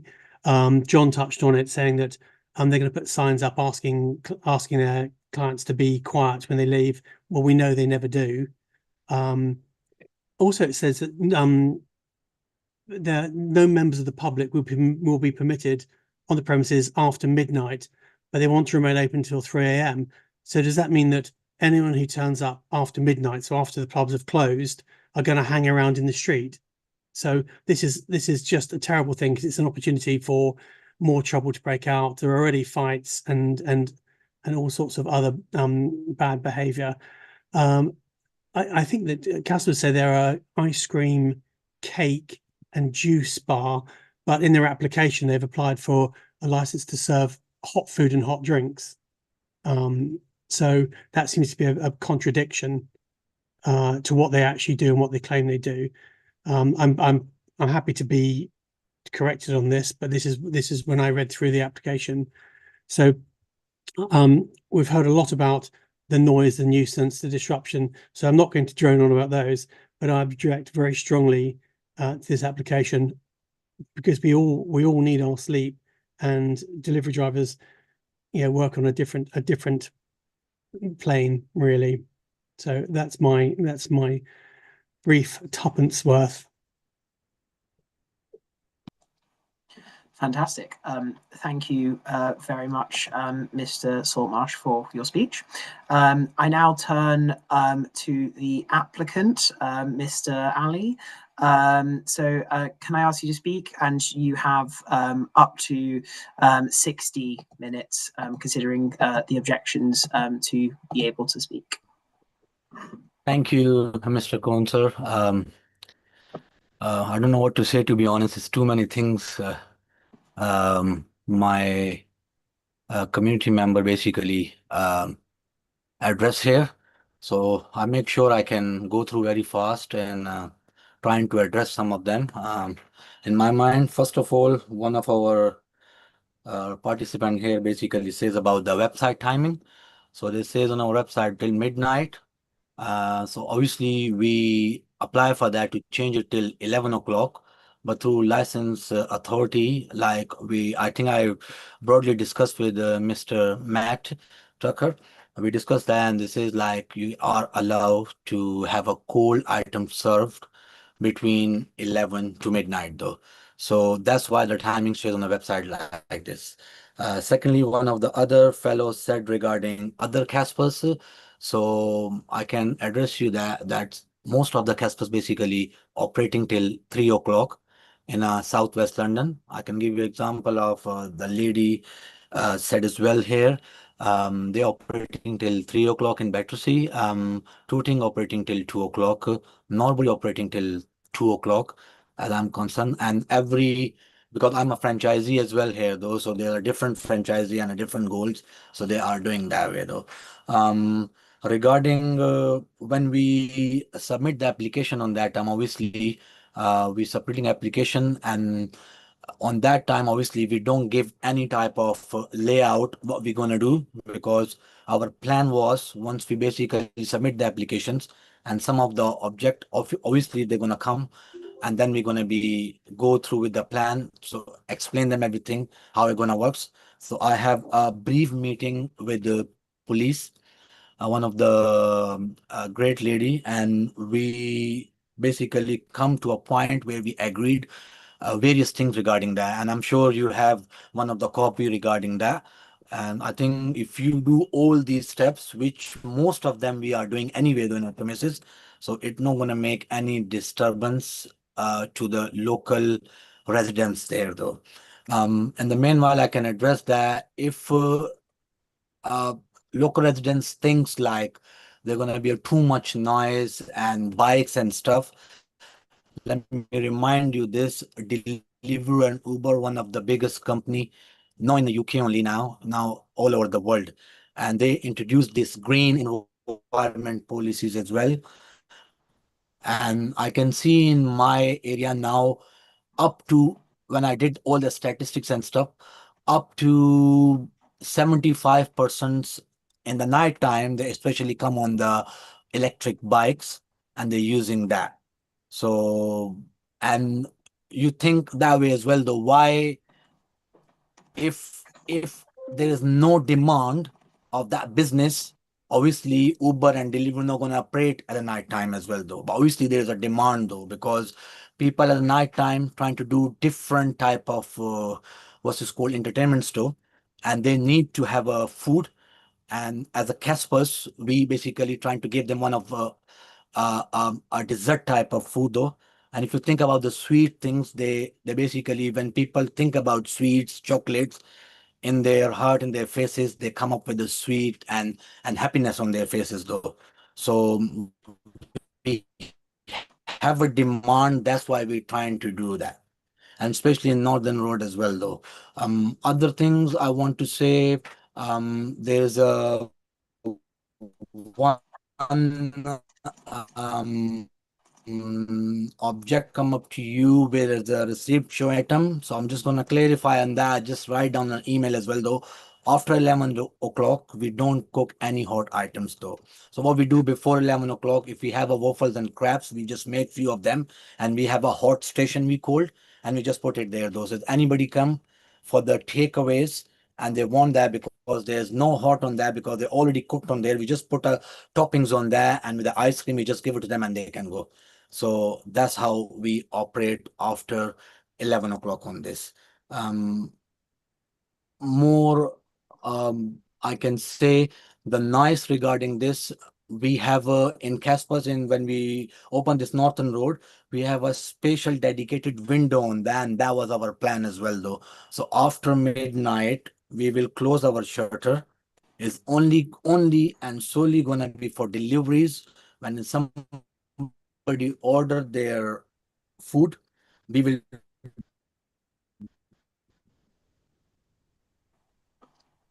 make it the driver will come in front of the shop on the window. They show us order does something as a procedure. If you can do this timing and that type of procedures, and you can able to operate. So I think we need to be believe on that, because our policing is very good and one of the best policing in the world.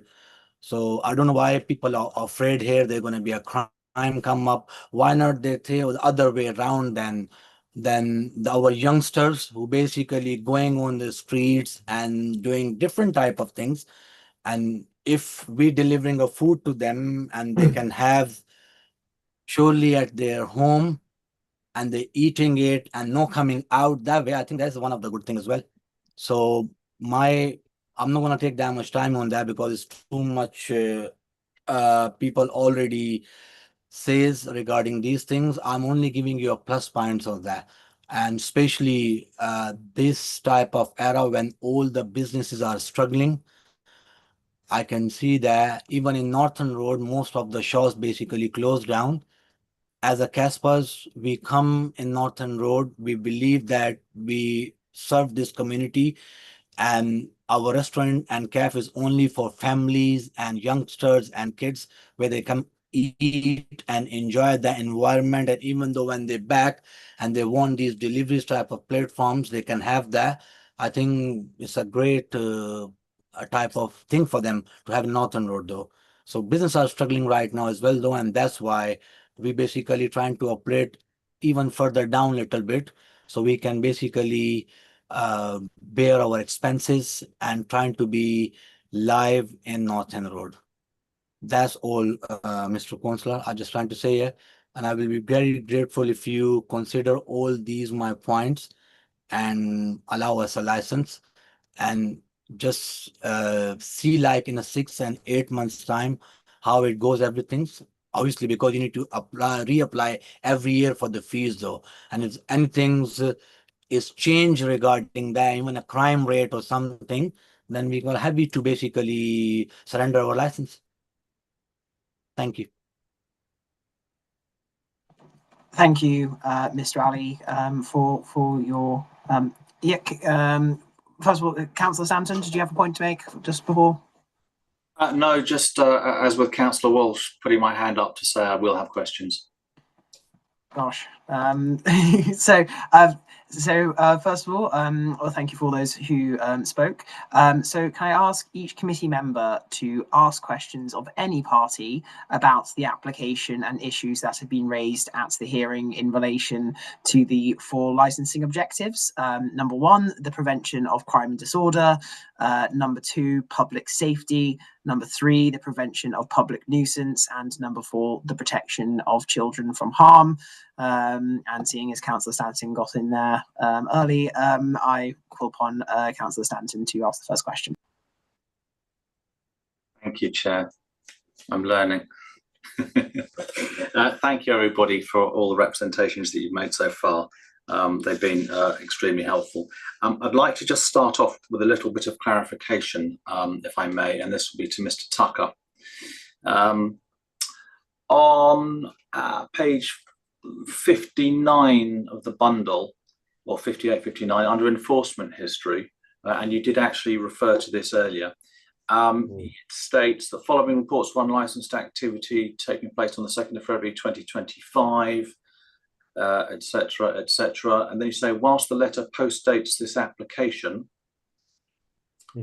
so if I now skip all the way to the back end of the bundle and I look at the letter, I see that the letter is actually dated the 30th of April 2024.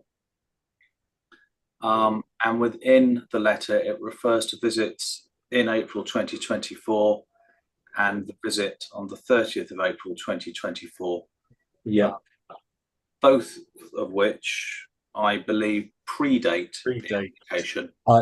I can see where your questions come from, Councillor. That is a typographical error in the year date that's been given on the letter. So that should read 2025. So the letter that was sent on the 30th of April 2024, which references 2024 1, 2, 3 times, was incorrect on every occasion? That's correct, Councillor. Yes.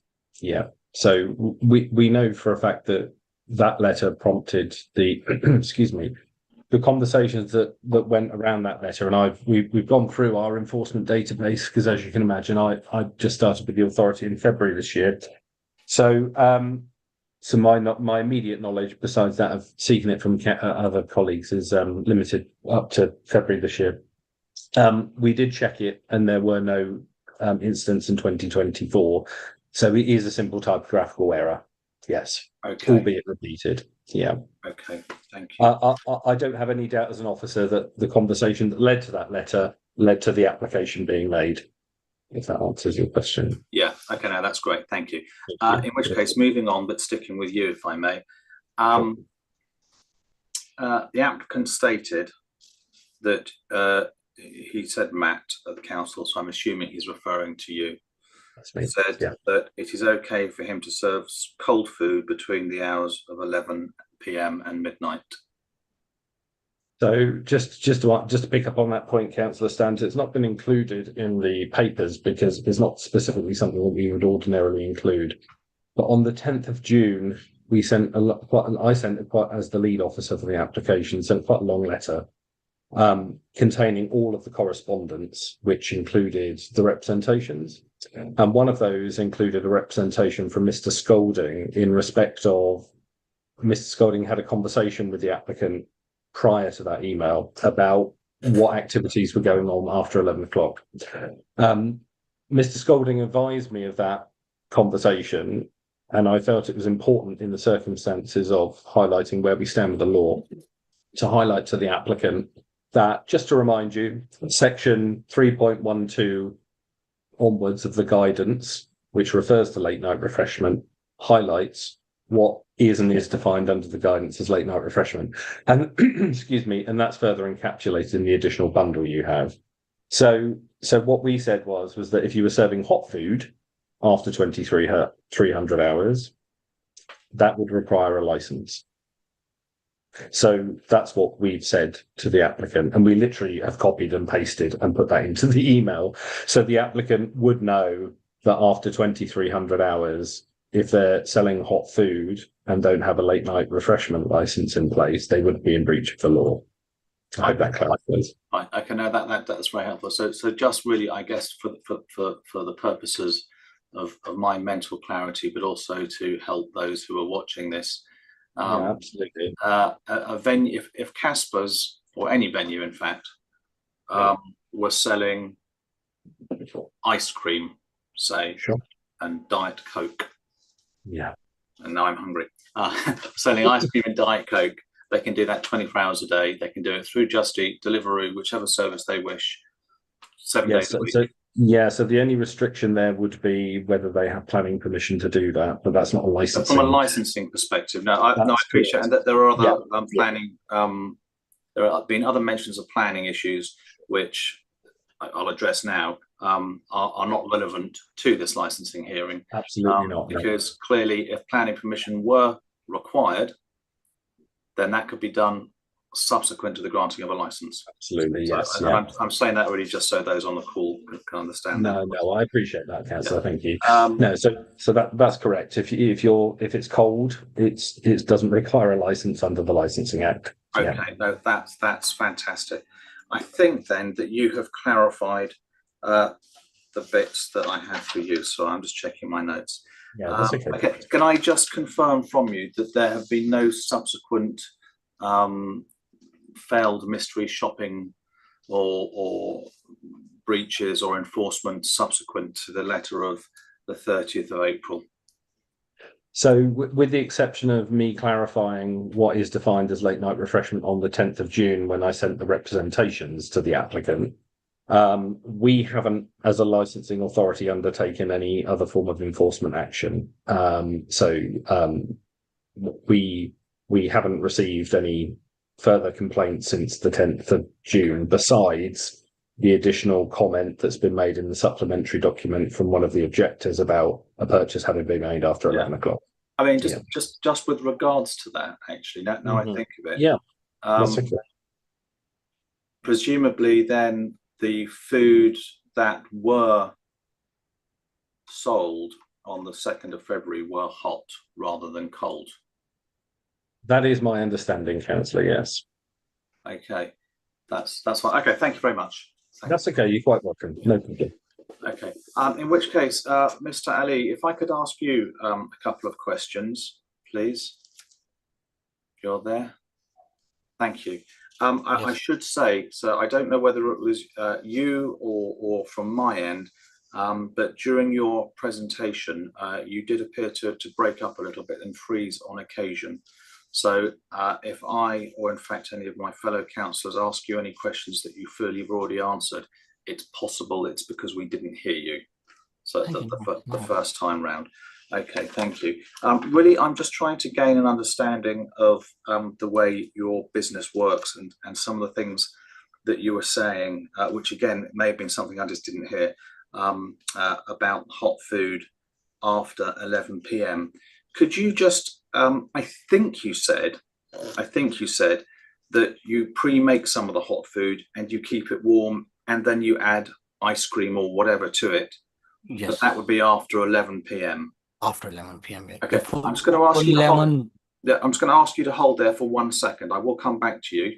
I'm just going to flip back to Mr. Tucker and ask, does that count if the food is prepared before 11 p.m. as late night refreshment or does it not? So any hot food served after 2300 is classed as late night refreshment. The only exception to that is under the guidance if it's served from a vending machine. So if we have a physical human being serving a hot item, it doesn't matter when it was first prepared. It could have been prepared 12 hours prior. But at 2300 hours, if someone is selling a hot item for consumption by the public that's above ambient room temperature, under section 3.12 of the guidance, it is classed as late night refreshment. Fine. Thank you very much. I hope that clarifies, Councillor. It absolutely does. Yes. No, thank you very much. It's very helpful. You're quite welcome. Okay. Right. Okay. Mr. Ali, sorry, back to you. Thank you. I was wondering, could you take me through, because this is one of the times where you seem to break up a little bit. Can you take me through, please, what you were saying about the shutter and how that works? But also, whilst you're doing that, can you just expand on what the handover process is to delivery drivers? So, for instance, do you have a waiting area for them? When do you put the job out? How far in advance of handover do you call them? Okay, so once customer made an order, they come to a tablet and the order come up. So we make the order. And then after 11 o'clock, the shutter is going to be down, but we have a window. We have like a hole there. So that's the waiting area for the driver. They're going to be there. Once we make the order, we press ready. Once we press ready button, then after that, the algorithm of the Uber Deliveroo, they search for the driver though. So while they noted that the order is ready, so they can't, when they come in midnight time, so they can't wait that much. So once order ready, the driver come, we just go there on the window. They show us the order number and we give them an order and they just basically collect the order on their tablet and they go. Okay, so there's no waiting area. So nobody gonna come inside the shop. Right. Yeah, so nobody will come inside the shop. Only outside. Okay. Yes. Okay, that's fine. And can you tell me what is the parking like outside your shop? So we have on both sides we have a streets, and my shop is like for second shop, so it's very near to the street, like even like a few steps away, and there is a dedicated parking is there basically for the bikes, everyone there, which they normally use in the morning time though. So just come there, they can basically put the bike there or park the bike there or cycle. Obviously they only come in a bike or cycle, so they just park there, and just 2 steps away is my shop. They just come, collect it and just go. Okay, thank you. Can I ask you, have you had any sort of correspondence or meetings with any local residents about the proposal to open it later than midnight? We have few customers, basically families coming up, and they was telling us, "Are you guys doing it?" Because they know in the other areas Caspers are doing those. So we just have a chat normally, but according to the license policy, we basically put the what's it called, the notice there, and we put basically 3 broad notice though, so people can see and stuff like that. So if anybody wants to chat with us, I talked to one of the, I think, gentleman here, I'm sure it's a John. We talk around roughly half an hour, I think a month ago though, regarding all these, and he was asking about the procedures and this and that, how we do and this and that. So I explained them on that time. Okay, thank you. One last question for you, I think. So can I just check, you actually work in the shop yourself? I'm managing. I'm not working there though. My colleagues, my manager so there. how often are you there? I'm like every second day I'm there. Every second day, okay. And what sort of time? Is that during the day or at night? Sometime day, sometime night times. I just need to check the compliance and all of that. So everything is okay with that. Okay. Thank you very much. Thank you. That's wonderful. Well, I just have one final. This is a generic question to the residents who are here objecting to this application. And my question is, do any of you, because Caspers has clearly been operating legitimately or otherwise until midnight recently, do any of you have specific instances of either littering or any incidents specifically relating to Caspers? So I'm not asking for generic, there's a lot of, delivery bikes going up and down the road, but I was just wondering if you have any specific evidence about Caspers. I mean, yes. Who's that? It's Mr. Schoolding. Sorry, let me try and get my camera working again. So specific instances, well, obviously I had the receipt event on the 20th of June. And in terms of litter, yes, we've had litter on our roads. Okay. Thank you very much. That's wonderful. I'm assuming that silence being golden, sorry, Mr. Saltmarsh, yes. I mean, there's an awful lot of littering from fast food outlets, and when I'm walking, I go for a late night walk with my dog, and I don't necessarily give each piece of litter a close overview. It's more, you just notice that there's generic piles of litter. But if it would help going forwards, I can start a spreadsheet of who are the key offenders. No, I mean, look, honestly, I think hopefully we will have resolved tonight's case tonight. Should you be objecting or whichever, applauding an application in the future, it is always very helpful to us, because we judge each case on its individual merits, to know about that specific premises. It just helps with the deliberations. Thank you, everybody. I've probably gone on for far too long, so I will let the other councillors have their say. Thank you, Councillor Stanton. Councillor Walsh, did you have any questions? Thank you, Chair. I think a lot of the kind of central questions I had have been eloquently covered by Councillor Stanton. Really, my question, sorry, just a moment. Sorry, just give me a moment.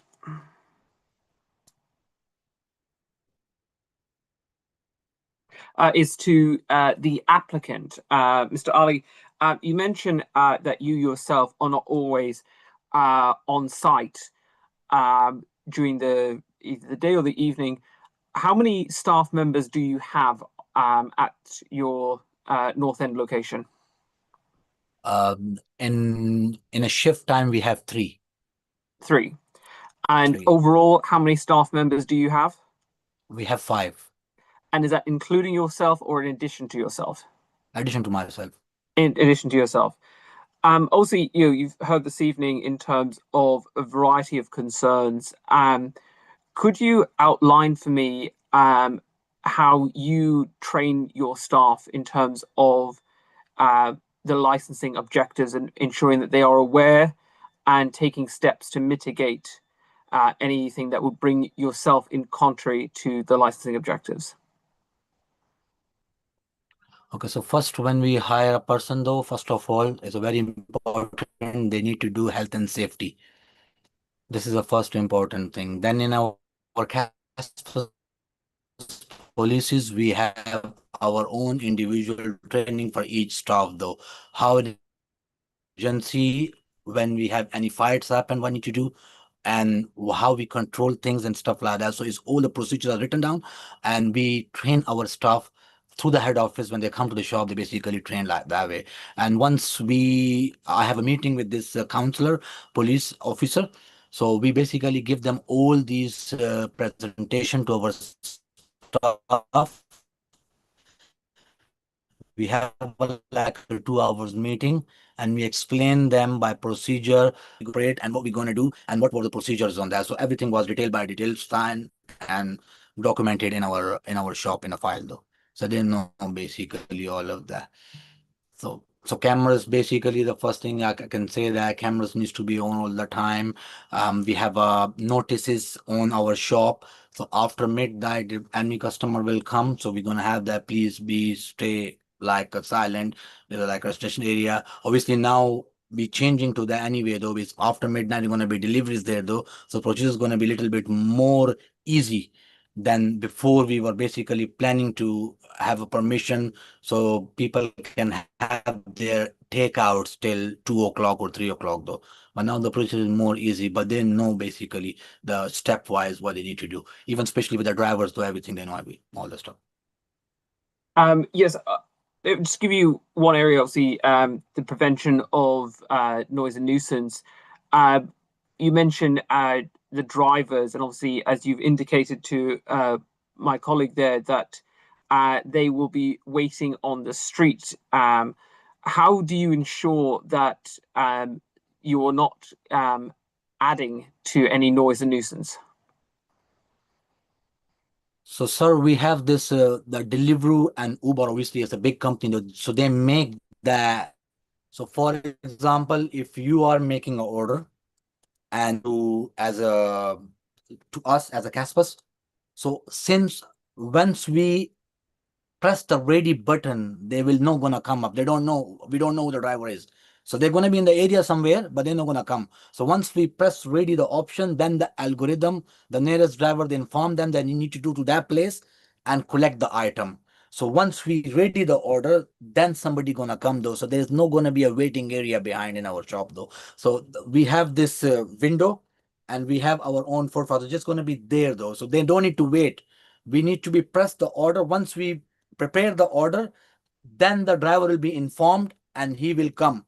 And bear in mind, everybody at night time, they want to make more money, though, and stuff like that. And nobody wants to wait as well.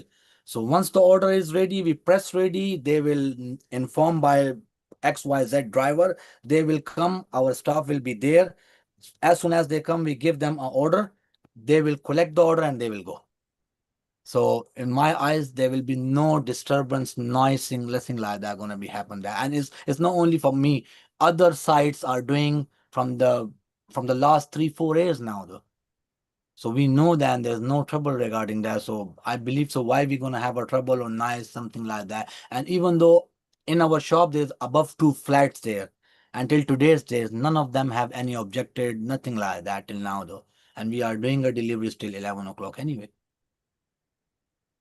But so you're saying that this is going to be somehow instantaneous, that every single order is going to instantly be delivered. I mean, I'm assuming you will have busier times, so realistically there will be occasions where people will be waiting because you can't serve everybody at once. Sir, if it's a busy time, in our tablets we have a busy mode, so we put busy mode there. If we don't prepare the order, the Uber, Deliveroo or Just Feed, they will not notify their driver to come and collect the order, though.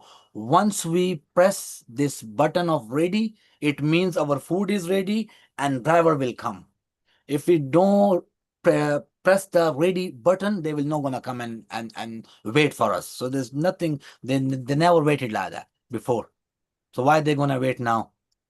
So it's like algorithm like that. For example, if you have a 2-3 orders, then we have a button there. So we put on a busy mode or a pause mode. So if we are busy, we can't basically make the order in 10-15 minutes. So we will put our tablet on pause. So it means nobody will commit because our tablet is paused, our work is paused. We are dealing with the orders we have, and we're gonna work like that.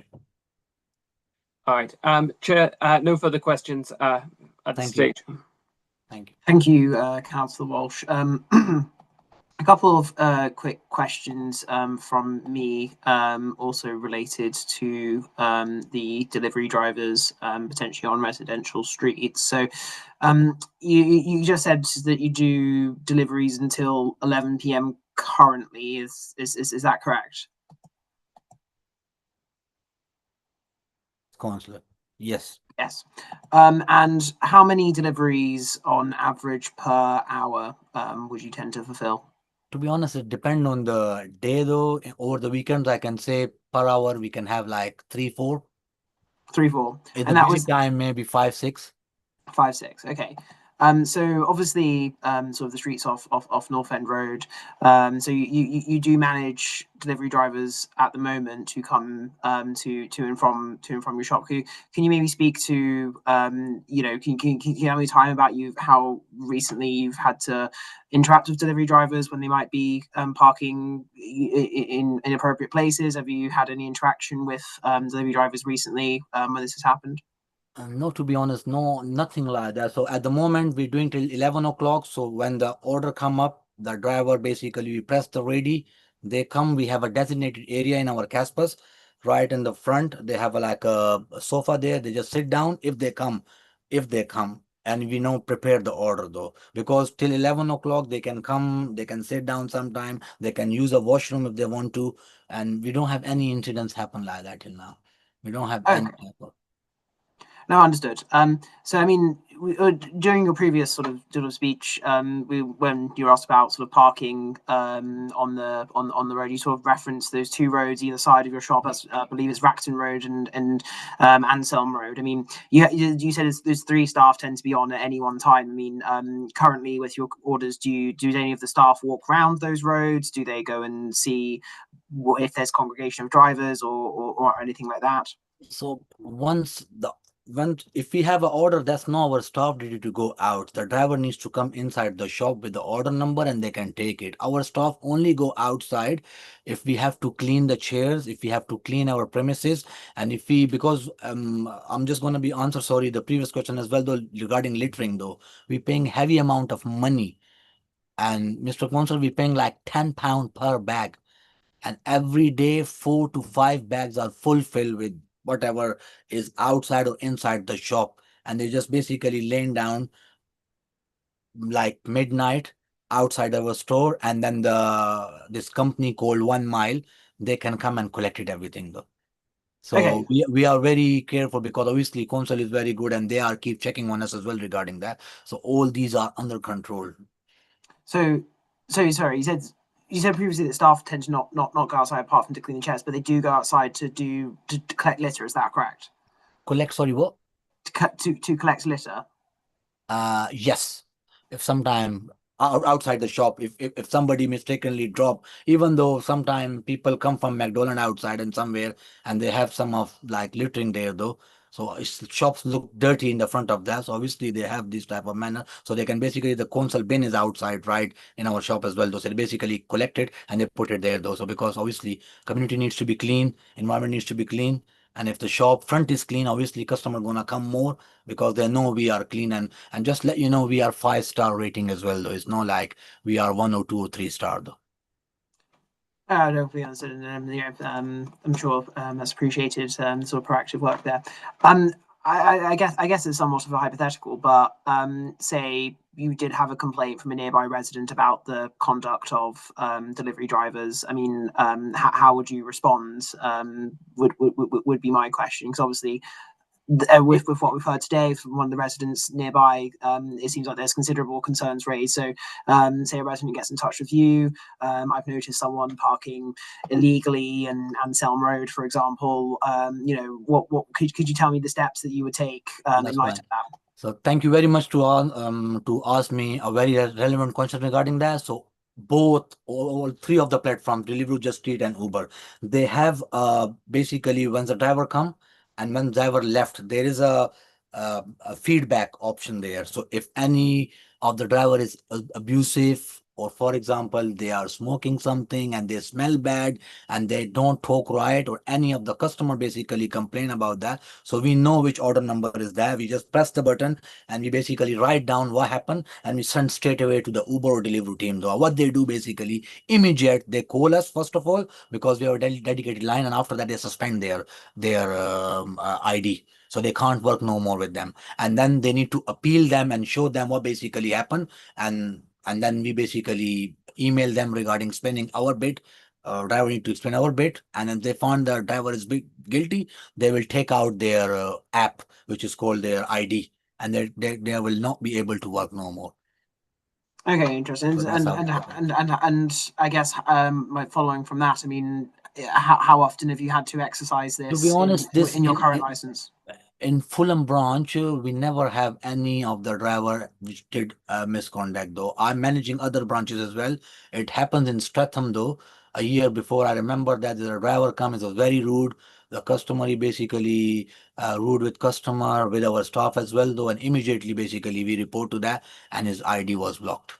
And he came after that as well, though, to ask us, can you please help me out? I'm very sorry regarding that. But I says, no, now case is going officially to Uber and they will decide it. We give our view. Now up to them what they're going to do with you.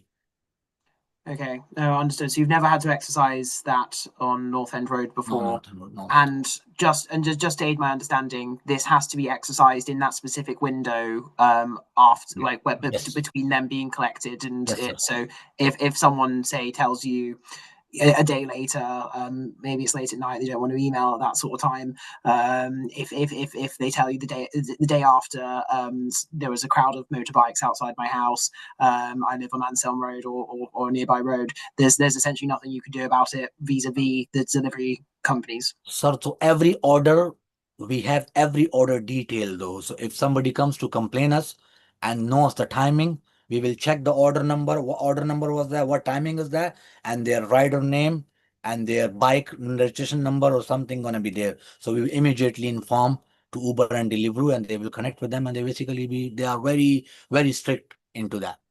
Well, thank you for enlightening us. I think that's useful information from your perspective for our nearby residents, and how we can make sure that any sort of delivery driver behavior that's breaching illegal parking would be dealt with. That's all my questions. Thank you very much. So now we've finished member questions.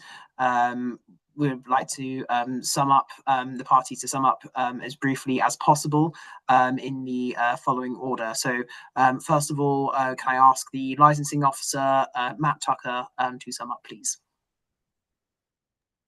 Sure, thank you, Chair. Yeah, I don't really have anything further to add beyond the answers to the questions and the initial presentation. So I will leave it for others to sum up at this point. Thank you, Chair. Thank you very much, Matt. So Councillor Painter is no longer in the meeting. So in the same order in which the initial... Councillor Painter's given me a statement to read on her behalf. Seamus, if you wouldn't mind leaving that till your summation, and put it as part of that, is that right? Yep. Thank you very much. So I would like to call Jan Prezet to sum up in up to 3 minutes. Well, so I think the residents brought up all our concerns very well tonight, and I understand what Mr. Ali said, and he's trying to run a business, and he raised a point that's fair, and it's a common problem on the high street. A lot of shops are closing, and we need more shops on the high streets, but we need them during the day, because here it's a residential area. Most of the 15,000 residents around this shop, they work during the day and they sleep at night. So we mostly need businesses during the day. We don't really need businesses open until 3 a.m. or 5 a.m. And that are going to disrupt the sleep of all residents and bring other public nuisance. And I think one of the points as well is if it's delivery only, it does become, you know, some sort of dark kitchen, and I think it's quite a dangerous road to go to for the council. We don't want to end up with a road where we have, you know, shops open all night long. That would change the face of Fulham as we know it today. So those are my concerns, my summary. Thank you very much for that. Moving on to the next summation, Charlotte Dexter, who is redacting on behalf of herself, Amanda Friedman, Laura Salvatore, Karen Pownell, and the Berkeley Road Residents Association. Mrs. Dexter, can I ask you to sum up in up to 12 minutes? Yes, thank you very much. I'd like to just start with a point that we didn't cover, but recently the licensing committee has made sure that it's looking at the floor plan separately and in conjunction with the application. And I did point out in our representations that and supplementals that the basement of this premises, you'll notice where you see it that it's just kind of white and it doesn't show anything. It doesn't show fire points or exits or anything, but it actually has planning permission as a flat. So I've quoted all the things about how planning and licensing are required to talk together and work together according to the S182 guidance, etc. But in this case, I think one would only confuse the applicant if one gave him licensable activities on a plan where he didn't put a red line around anything. He didn't request it. He didn't put it in writing. It hasn't been discussed. It might be discussed now with him. But these are all these things that they culminate in huge problems and misunderstandings. So I would ask you to seriously consider, he didn't ask for anything there. He put it on the plan. It's not clear why he put it on the plan. So I would suggest that it would be helpful to Neil Milligan, who's going to look at all of this from a planning enforcement aspect, that he not have to get into this point, which is about a basement that is actually talk about a sleeping area and a living area. So I wanted to point that out. I also would like to say that during this conversation with the applicant at the hour of 20:35 kind of threatened all of us and said that he was going to retreat and pull back, what was the word? His license, if he was going to be treated this way. Well, I'd like to make clear to the applicant here, he does not have a license at the moment. He does not have a license. He's trading under trading standards and other obligations in law, and he doesn't have a license. And he keeps talking about the fact that he has one. So it'd be helpful if a counselor told him he didn't have a license right now, because he doesn't still understand that. And that's what we're concerned about. We've spent an inordinate amount of time, especially Mr. Scolding, trying to explain to him how the law works, and he doesn't yet understand it. I assume I didn't look, but he, you know, I'm so concerned about this applicant who has a good business, but he needs to understand things better. And we've tried as residents. And I think even the licensing authority has tried. Matt went down there himself exceptionally. He doesn't have time to do that. And it just hasn't clicked yet. And that's why we're asking you to say no tonight to this license request, so that he can think about it, come back, do some training, do some Googling. I've said in my representation, download the local government association handbook for counselors and read it. I mean, I have many times, as you can tell. So, this is what it takes to be a good neighbor, a good business, a good operator, and someone who can really add to the flavor and that breadbasket of North End Road, the breadbasket of Fulham, a breadbasket of the west side of Fulham. We just need someone that gets it. He doesn't just get it yet. And I'm sorry that he doesn't. But we're willing to work further with him. We'll do a workshop with him. Let's commit to that tonight. Let's do it. Let's help him further. But giving him a license is just a license for more sort of misunderstandings and chaos. Then we'll have to go to him and say, you need to apply for planning. And planning won't make him apply. It's a very kind of loose situation, as we know. So we're very much in favor at this point on North End Road of finding a way between applicants like this, counselors who take time to come to these kind of meetings now, these hearings, which is fabulous, and other counselors who are on the committee and so on, and Stephen Cowan himself, who was down here. He's coming again this weekend. It's going to be this big meeting with McDonald's and all sorts of other things. So, let's continue to work together, but let's do the right thing to help applicants to understand that right now he doesn't have a license and he's actually applied for one. I'm not quite sure what he understands. Further, I'd like to say that it's really important to understand that we have the only crime hotspot in Fulham, right in this whole North End Road, Fulham Broadway, sort of L-shaped area. Good, better, and different. We need you counselors on this committee tonight to consider that.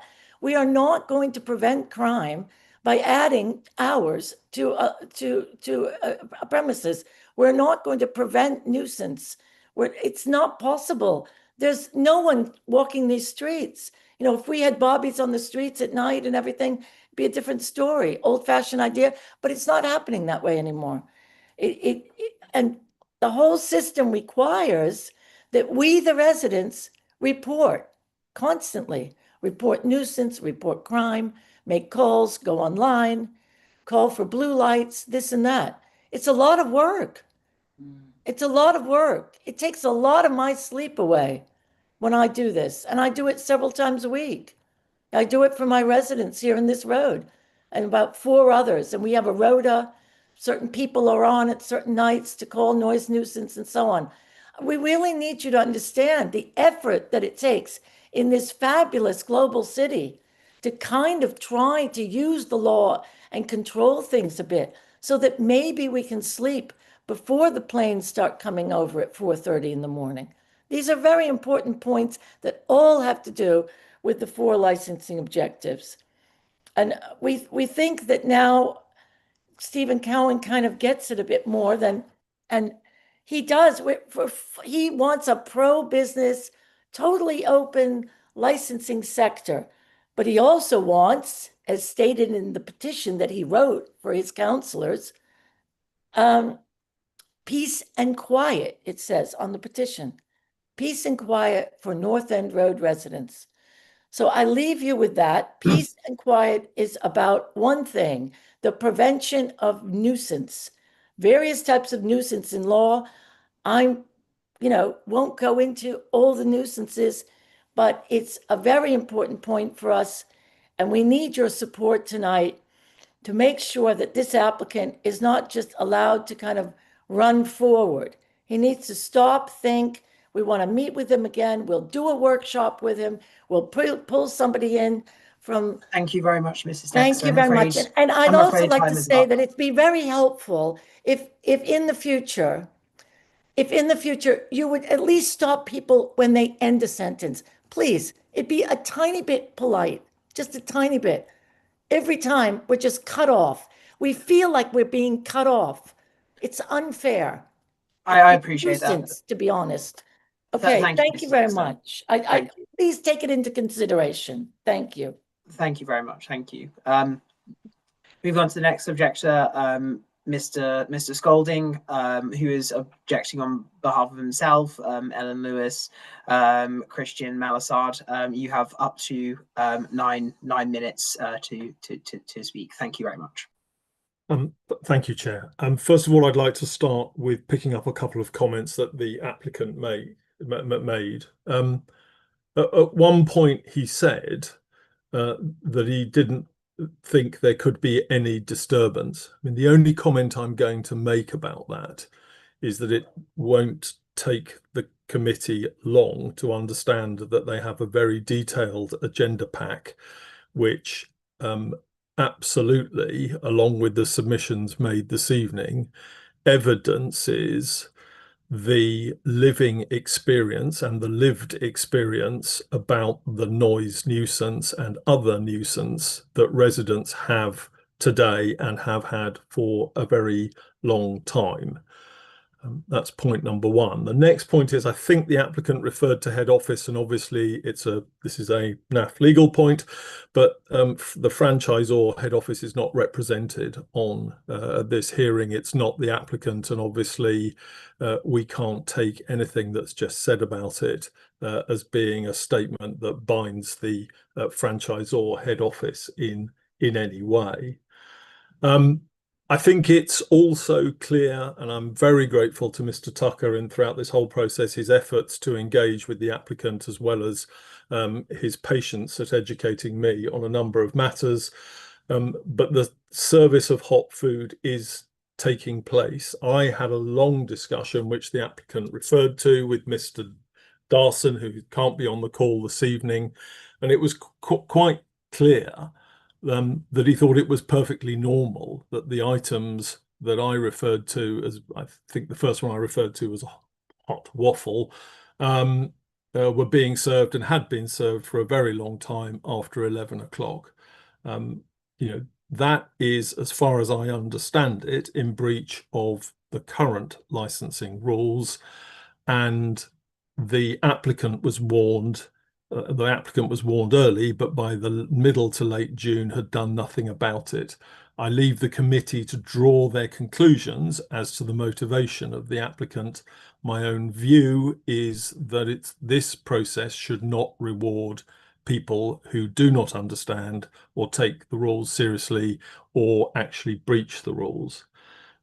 We heard a lot about nobody can wait or nobody waiting, and you press the ready button. That's very interesting on this. We've heard this a number of times on licensing hearings.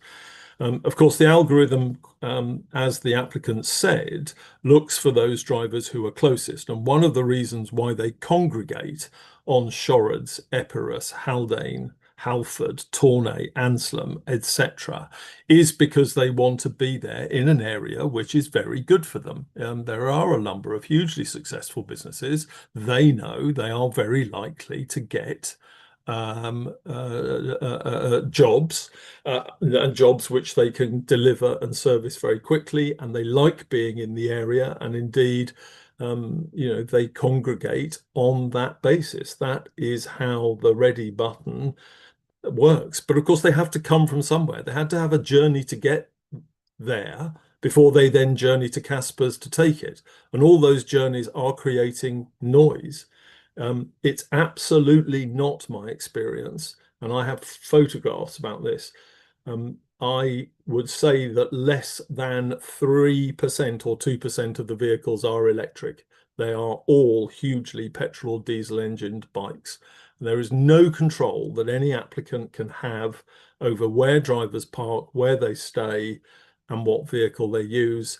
And there is no requirement on any of the providers who the applicant has named to provide or use bicycles over motorbikes or electric vehicles instead. So in summary, because I absolutely want to keep to my 9 minutes, I don't think we can disregard continued repeated non-compliance. I don't think we should reward it.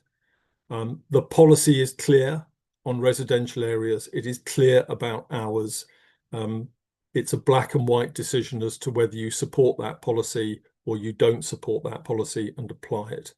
I still don't see, and I didn't hear anything enforceable from the applicant that promoted any of the licensing objectives over and above what is in the pack and the conditions that we have already seen.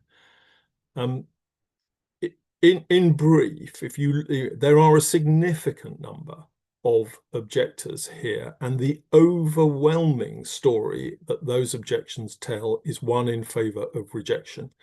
And because of the significance of the planning responsible authority making a representation, because of the significance of a councillor making a representation, the view that I would submit is that the committee should reject the application and impose the policy hours of 11 o'clock, with the exception of Sunday, which should be 10 o'clock.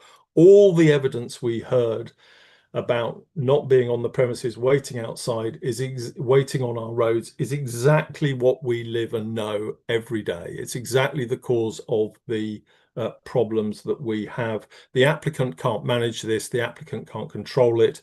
There is a reference in the Seagrave Road submission on pages 154 to 156 where that is expressly recognised by the courts.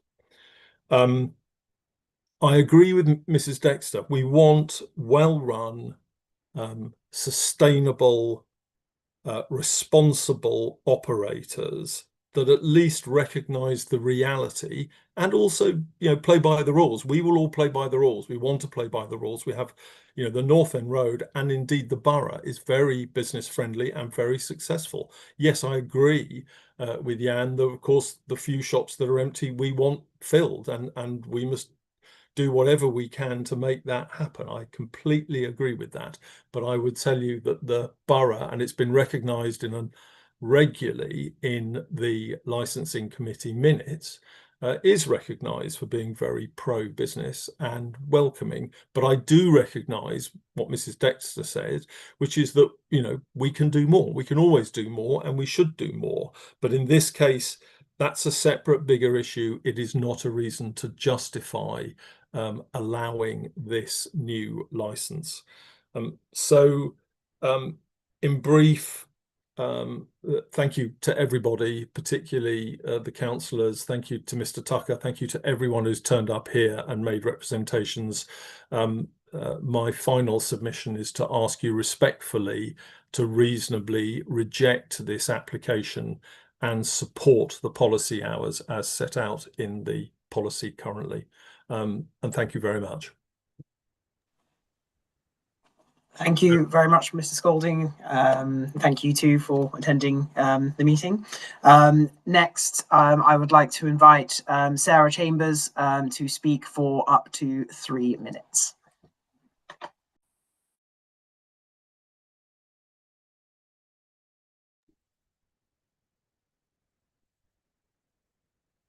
Does this time include Councillor Painter's time? Yes. Yes, it does. Okay, let me just get her message up. So the Councillor Lydia Painter has asked me to read this short summary on her behalf.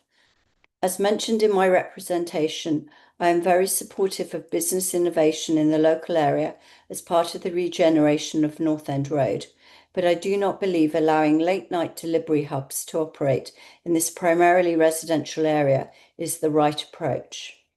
I ask the committee to reject this application in line with upholding the licensing objectives, particularly of their duty to prevent public nuisance. That's the end of the statement. From the ward panel perspective, I double checked that a couple of things from the applicant's statement. He says that many other branches close much later, close at 3 in the morning. He said that the Tooting branch did. I've gone and looked online. That's not true. Tooting closes at midnight. The latest closing is Brixton at 1 a.m. Shepherd's Bush closes at 10 p.m. I couldn't find any branch that closes at 3 apart from Battersea, which closes at 3 a.m., but it's in an industrial park. So I assume that could be a dark kitchen or it's part of the Battersea complex there. He also mentions that they need to have extended hours to in order to make ends meet, but the store doesn't open until 11 a.m. I think it would be a really great idea for the store to open earlier, perhaps at 9 or 10 a.m., so people can have coffee and dessert. We, as everybody has said, we do really support these businesses. We're their customers. We would just like them to operate in a according to the legislation, according to the licenses that they have, and we would like them to be respectful of the neighbours and the residents, and to close at midnight. Please reject this application. Thank you very much for your speech. Now I'd like to invite Miranda Gilpin to speak for up to 3 minutes. Thank you, Councillor Nimmo. To be honest, the rest of the residents' objectors on here have clarified everything that I really wanted to say. I did the same research that Sarah's just done, and out of 15 Caspers throughout London, and that's not all of them, 7 of them close at 11 p.m. and 5 at 12 a.m. And like Sarah, the only one open late is Brixton at 1 o'clock. So I think that should be corrected by the applicant. But yes, I have nothing further to say other than that I very much hope that you will reject this application. Thank you. Thank you very much. Can I say something regarding this? They are trying to say. You will have a time to summarise after the final objector has had the time to speak. Lastly, I call upon Graham Saltmarsh to speak for up to 3 minutes. Thank you very much, Chair. During the applicant's conversations, I made a note. He said this is how they operate after 11 o'clock. He said that when the orders come in and when they come to collect the orders after midnight, and he mentioned they have notices up to alert people when they leave after midnight to be quiet for the residents. My understanding is that this venue should not be open after 11 o'clock, and yet it's openly been discussed that how they do business after midnight. So that raises concerns for me that maybe all the restrictions we put on them are being ignored already. So if your closing time is at 11 and there were several instances of saying this is how we operate after midnight, that's already ringing alarm bells for me for a late night application. And also the applicant mentions that the children come in and like to eat sweet things, and families, and they love having families and youngsters and kids. And quite honestly, this is for heaven for families and youngsters and kids. But families, youngsters and kids are in bed. They don't need ice cream at 3 in the morning. So I would strongly ask you to object to this. Thank you. Thank you very much for your speech. Now, can I call now the applicant, Mr. Ali? You have up to 30 minutes to summarise. Thank you. Sorry, 3 minutes or 30 minutes, you said? 30. 30 minutes. Up to 30. Up to 30 minutes. I think that's too long, to be honest, to say something, though. I'm again going to say this because on the website, they says they open till 11 o'clock or midnight. Actually, I know them. personally, and because on the Google platform they can't put two of the timings though, like delivery and that. They only put the timings when customer come inside the business though, and they are doing till 2 and 3 o'clock, and I can guarantee you regarding this. And if you want a proof tonight or tomorrow, I will send you an email regarding that. When they have an order come up on deliver on Uber, I will take a screenshot and I'm happy to share with Mr. Matt Tucker regarding this. Secondly, everybody's saying that I don't need to be have that license, and you basically decline my application though. But the first thing I'm gonna say again though, look on Northern High Road. So many shops are closed down. Why? If anybody thinks regarding that, the reason behind that because it's not too much businesses there right now. It's very struggling everybody there though. And if we're not gonna have a license, obviously I don't want to pay my staff more money at the night time. Obviously the night shift involve more money and expenses regarding that as well though. So why I'm doing this, because as a business we are suffering as well right now though. So we will give one go to our business so we can stay a little bit more longer, so we can generate some money, and we're not gonna be basically closed down in Northern Road. And I can tell you, like Amigos Burgers was there. There's no more Amigo Burgers in Northern Road. So who basically did something for me, Amigos Burger? There's other shops I know, they used to be there, but they are no more there though. And I know some of the more shops, they are struggling though, and they might not gonna be here after this summer. So main thing is that I just can say that deliveries, if they're saying they're making a disturbance though, again, we tried and tested in different shops in late time, and youngsters and other people at the night time, they want food, they want dessert. That's why we are opening though. If they don't want the food, if community and public don't want food, don't want a late night refreshments, why Deliveroo and Uber, such a big company, gonna invest money and they open 24/7 then? There is a reason behind that. That's why they're opening, and they are supporting. We are basically trying to do help so we can give like more work to our workers or create more jobs and maybe stay in a good, healthy environment. So all I can say this, please allow us a license at least for a year, and then you can decide basically what will happen after 1 year. If you have a complaints, like I said before, crime rates are going high and this and that, then obviously I think you have more than a right to basically decline our license and don't give us a next year though. That's all from my side, to be honest. Thank you. Thank you very much, Mr. Ali. And yeah, thank you to everyone for being here this evening. So the committee will now retire to take its decision in a separate meeting room. You're welcome to remain in the meeting to hear the committee's decision. However, this may take some time. If you don't want to wait, a summary decision will be published on the council's website tomorrow morning. With that said, can I ask committee members to please turn off their video, mute their microphones, and to join the private meeting for deliberations. Thank you again for being here, everyone.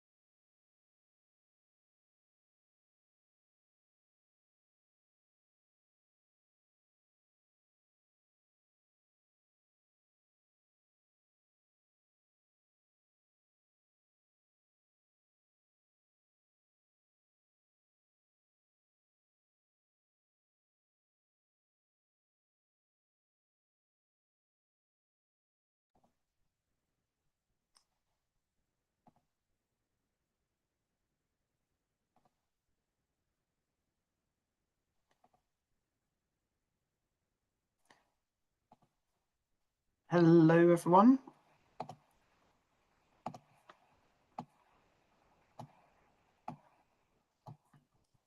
Hi, Chair. All the councillors are back now. All the councillors back. Excellent. So the committee has decided the following. London Borough of Hammersmith and Fulham summary decision of the licensing subcommittee, the committee, 23rd of July 2025, in relation to Casper's Desserts, 385 North End Road, London, SW6 1NP, otherwise known as the premises. The committee has considered an application for a new premises license for late night refreshments indoors and outdoors under the Licensing Act 2003, the application. In summary, the committee has decided, after taking into account all of the individual circumstances of this case and the promotion of the 4 licensing objectives, to reject the whole application. A copy of this committee's full decision, including its reasons, will be sent to the parties forthwith. If the applicant or any person who has made a relevant representation is unhappy with the decision, they are entitled to appeal to the Magistrates' Court within 21 days from the date of notification of the full decision. That's for the Licensing Subcommittee on the 23rd of July 2025. Well, from the Chair, thank you very much, everyone, for attending this evening, and hope you have a nice rest of your evening. Thank you. Thank you, Chair. Thank you, Chair. Thank you, Matt Tucker.